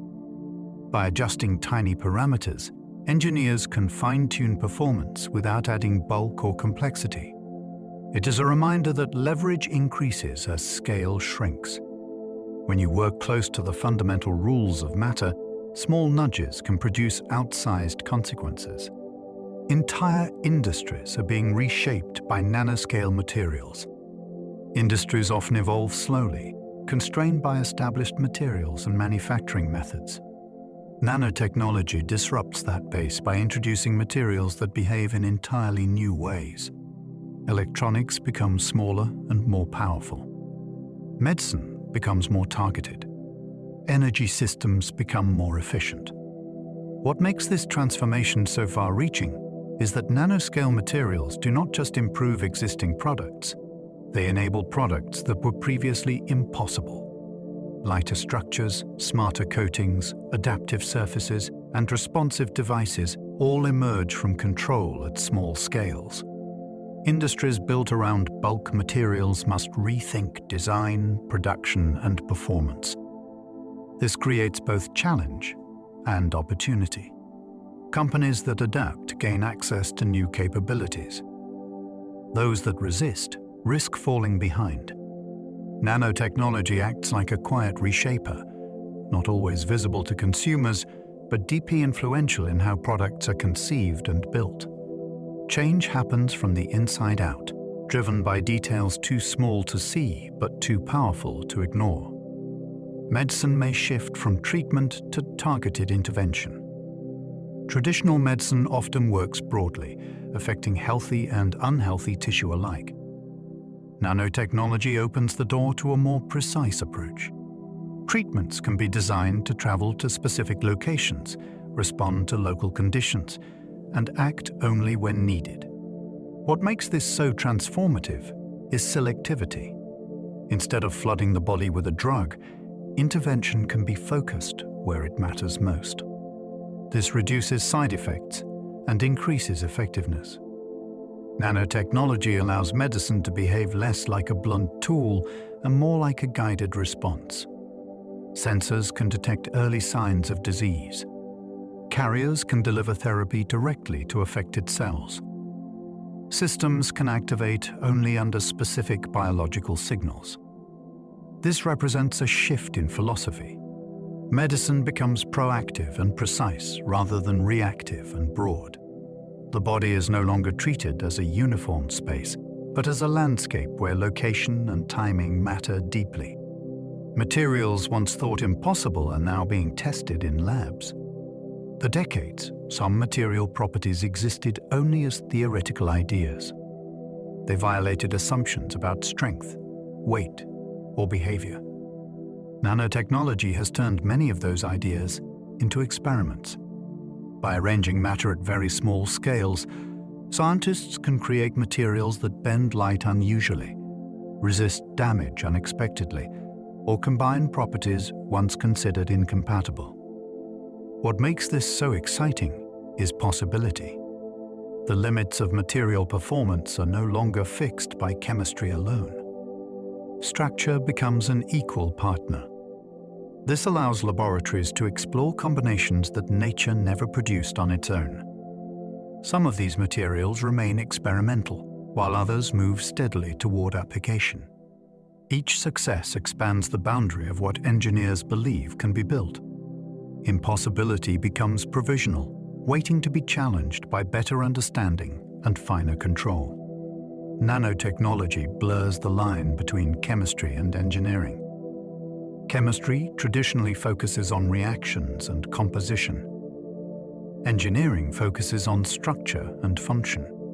At the nanoscale, these distinctions fade. A change in structure can alter chemical behavior. A chemical modification can redefine mechanical performance. What makes this so fascinating is integration. Designing a nanomaterial often requires thinking like both a chemist and an engineer at the same time. Molecules are not just substances. They are components. Structures are not just shapes. They are active participants in reactions. This blending creates a new way of working, where disciplines overlap rather than stand apart. Solutions emerge from collaboration rather than specialization. Nanotechnology encourages a holistic view of matter, where behavior is shaped by both what something is and how it is arranged. The nanoscale is where physics, chemistry, and biology meet. At large scales, physics, chemistry, and biology often feel separate. At the nanoscale, they converge. Forces from physics shape molecular interactions. Chemical reactions drive biological processes. Structures determine function. What makes this convergence so powerful is that it reveals unity beneath apparent complexity. Life itself operates at these small scales, relying on physical laws and chemical reactions arranged into functional systems.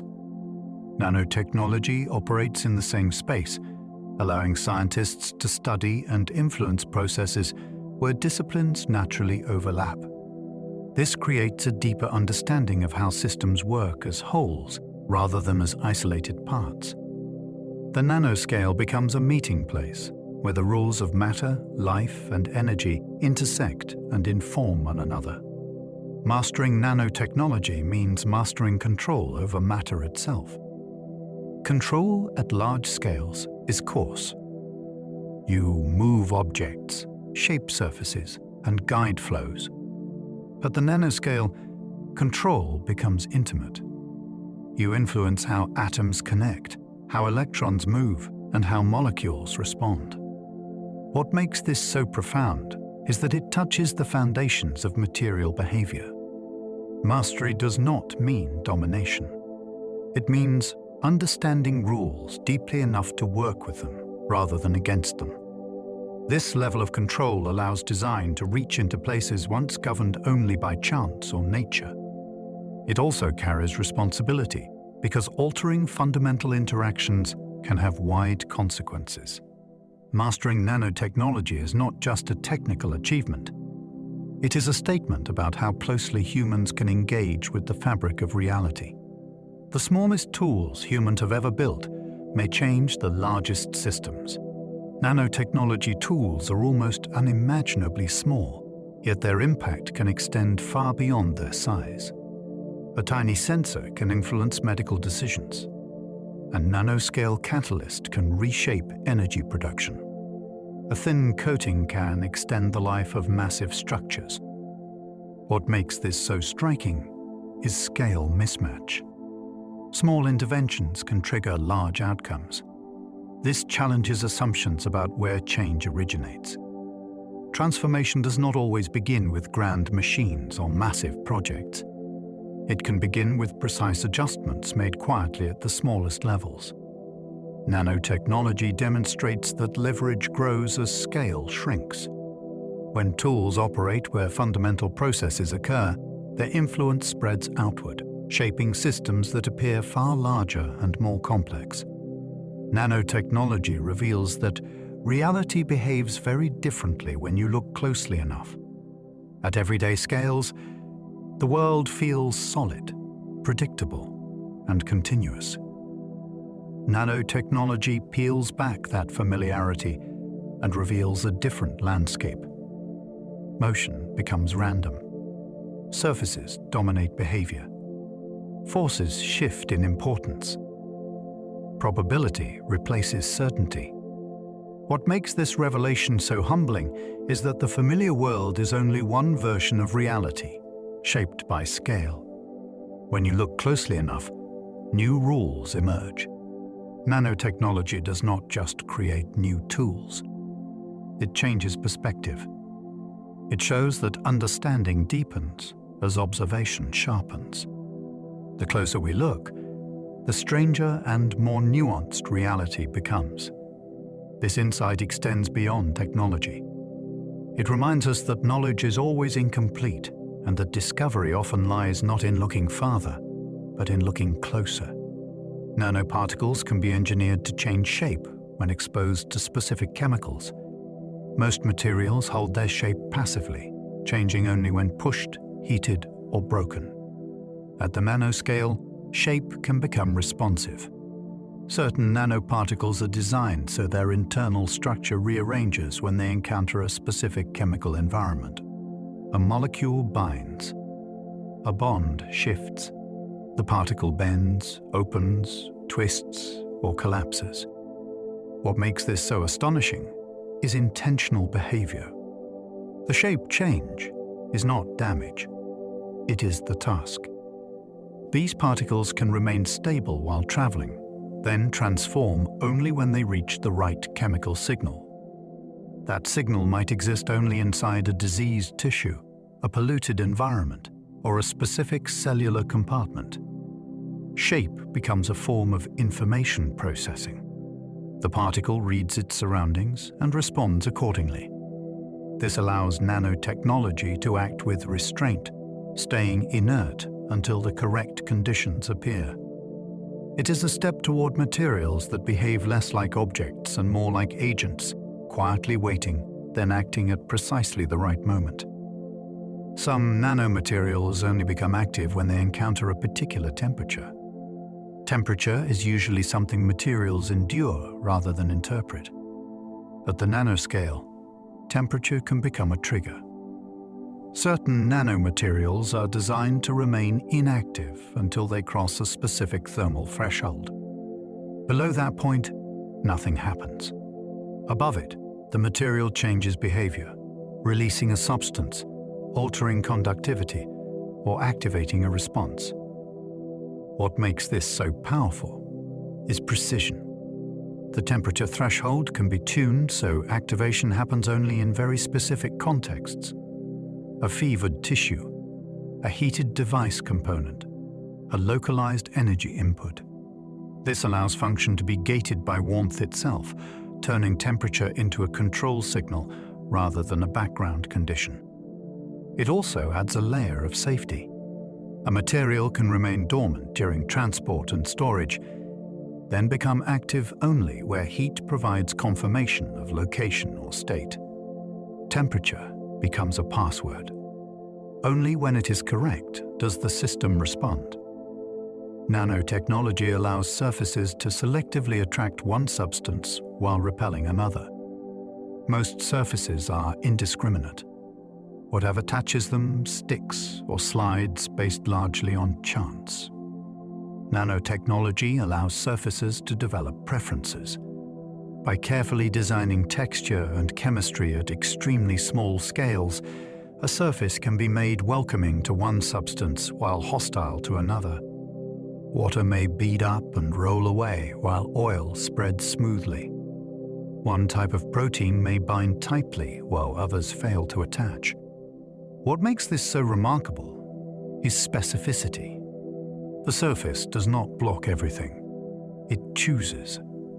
This is possible because interactions at the nanoscale depend on matching shape, charge, and molecular pattern.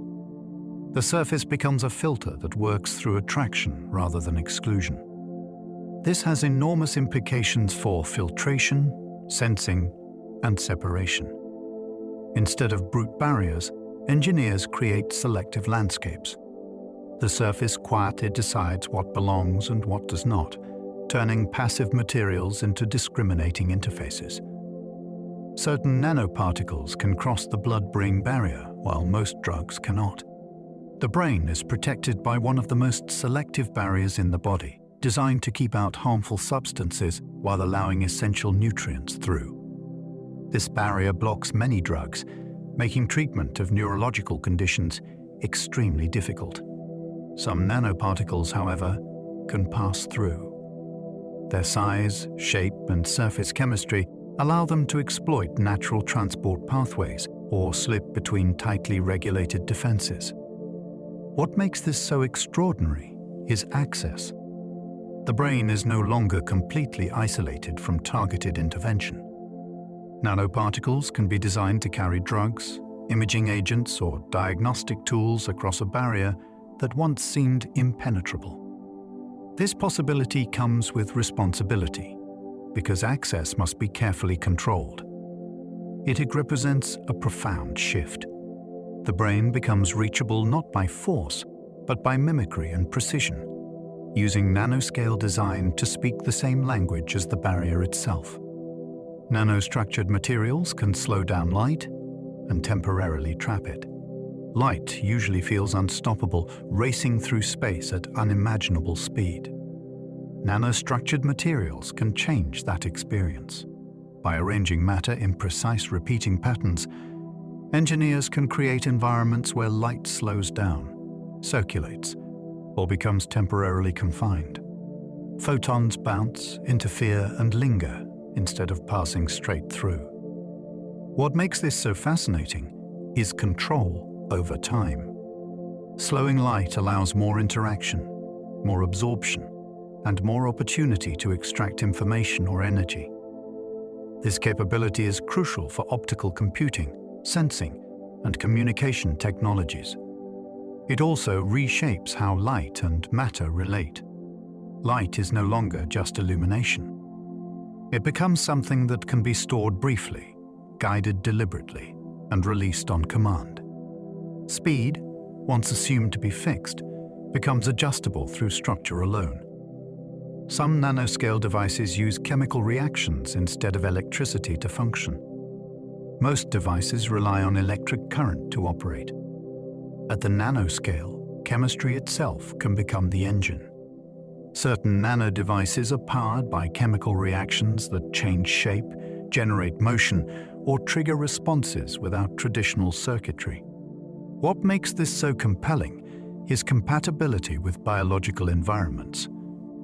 Living systems already run on chemistry, not wires. Chemical-powered nano devices can operate where electricity is impractical or disruptive. They can respond to local chemical conditions and use available molecules as fuel. This approach blurs the line between machine and chemistry. Function emerges from reaction rather than voltage. Devices become quieter, smaller, and more integrated with their surroundings. It is a reminder that electricity is not the only way to make things happen. At small enough scales, chemistry is movement, energy, and control all at once.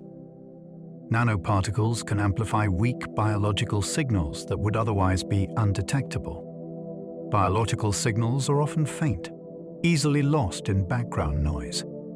Nanoparticles can act as amplifiers, turning subtle interactions into measurable events. When a molecule binds or a reaction occurs, the nanoparticle responds with a change that is much easier to detect, such as altered light emission or electrical behavior. What makes this so powerful is sensitivity. Signals that would normally vanish become visible. This allows earlier detection of disease markers, clearer monitoring of cellular activity, and more precise diagnostics. Amplification does not come from brute force. It comes from designing particles so that small changes trigger large responses. Nanotechnology turns whispers into voices, allowing biological processes to be observed with clarity that was once impossible. Nanotechnology enables coatings that prevent ice from forming on surfaces. Ice forms when water settles, freezes, and anchors itself to a surface. Nanotechnology interrupts this process at the beginning.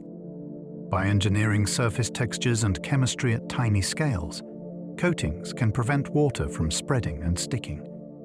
Droplets roll away before freezing, or ice forms weakly and detaches easily. What makes this so valuable is prevention rather than removal. Instead of fighting ice after it forms, the surface makes formation difficult in the first place.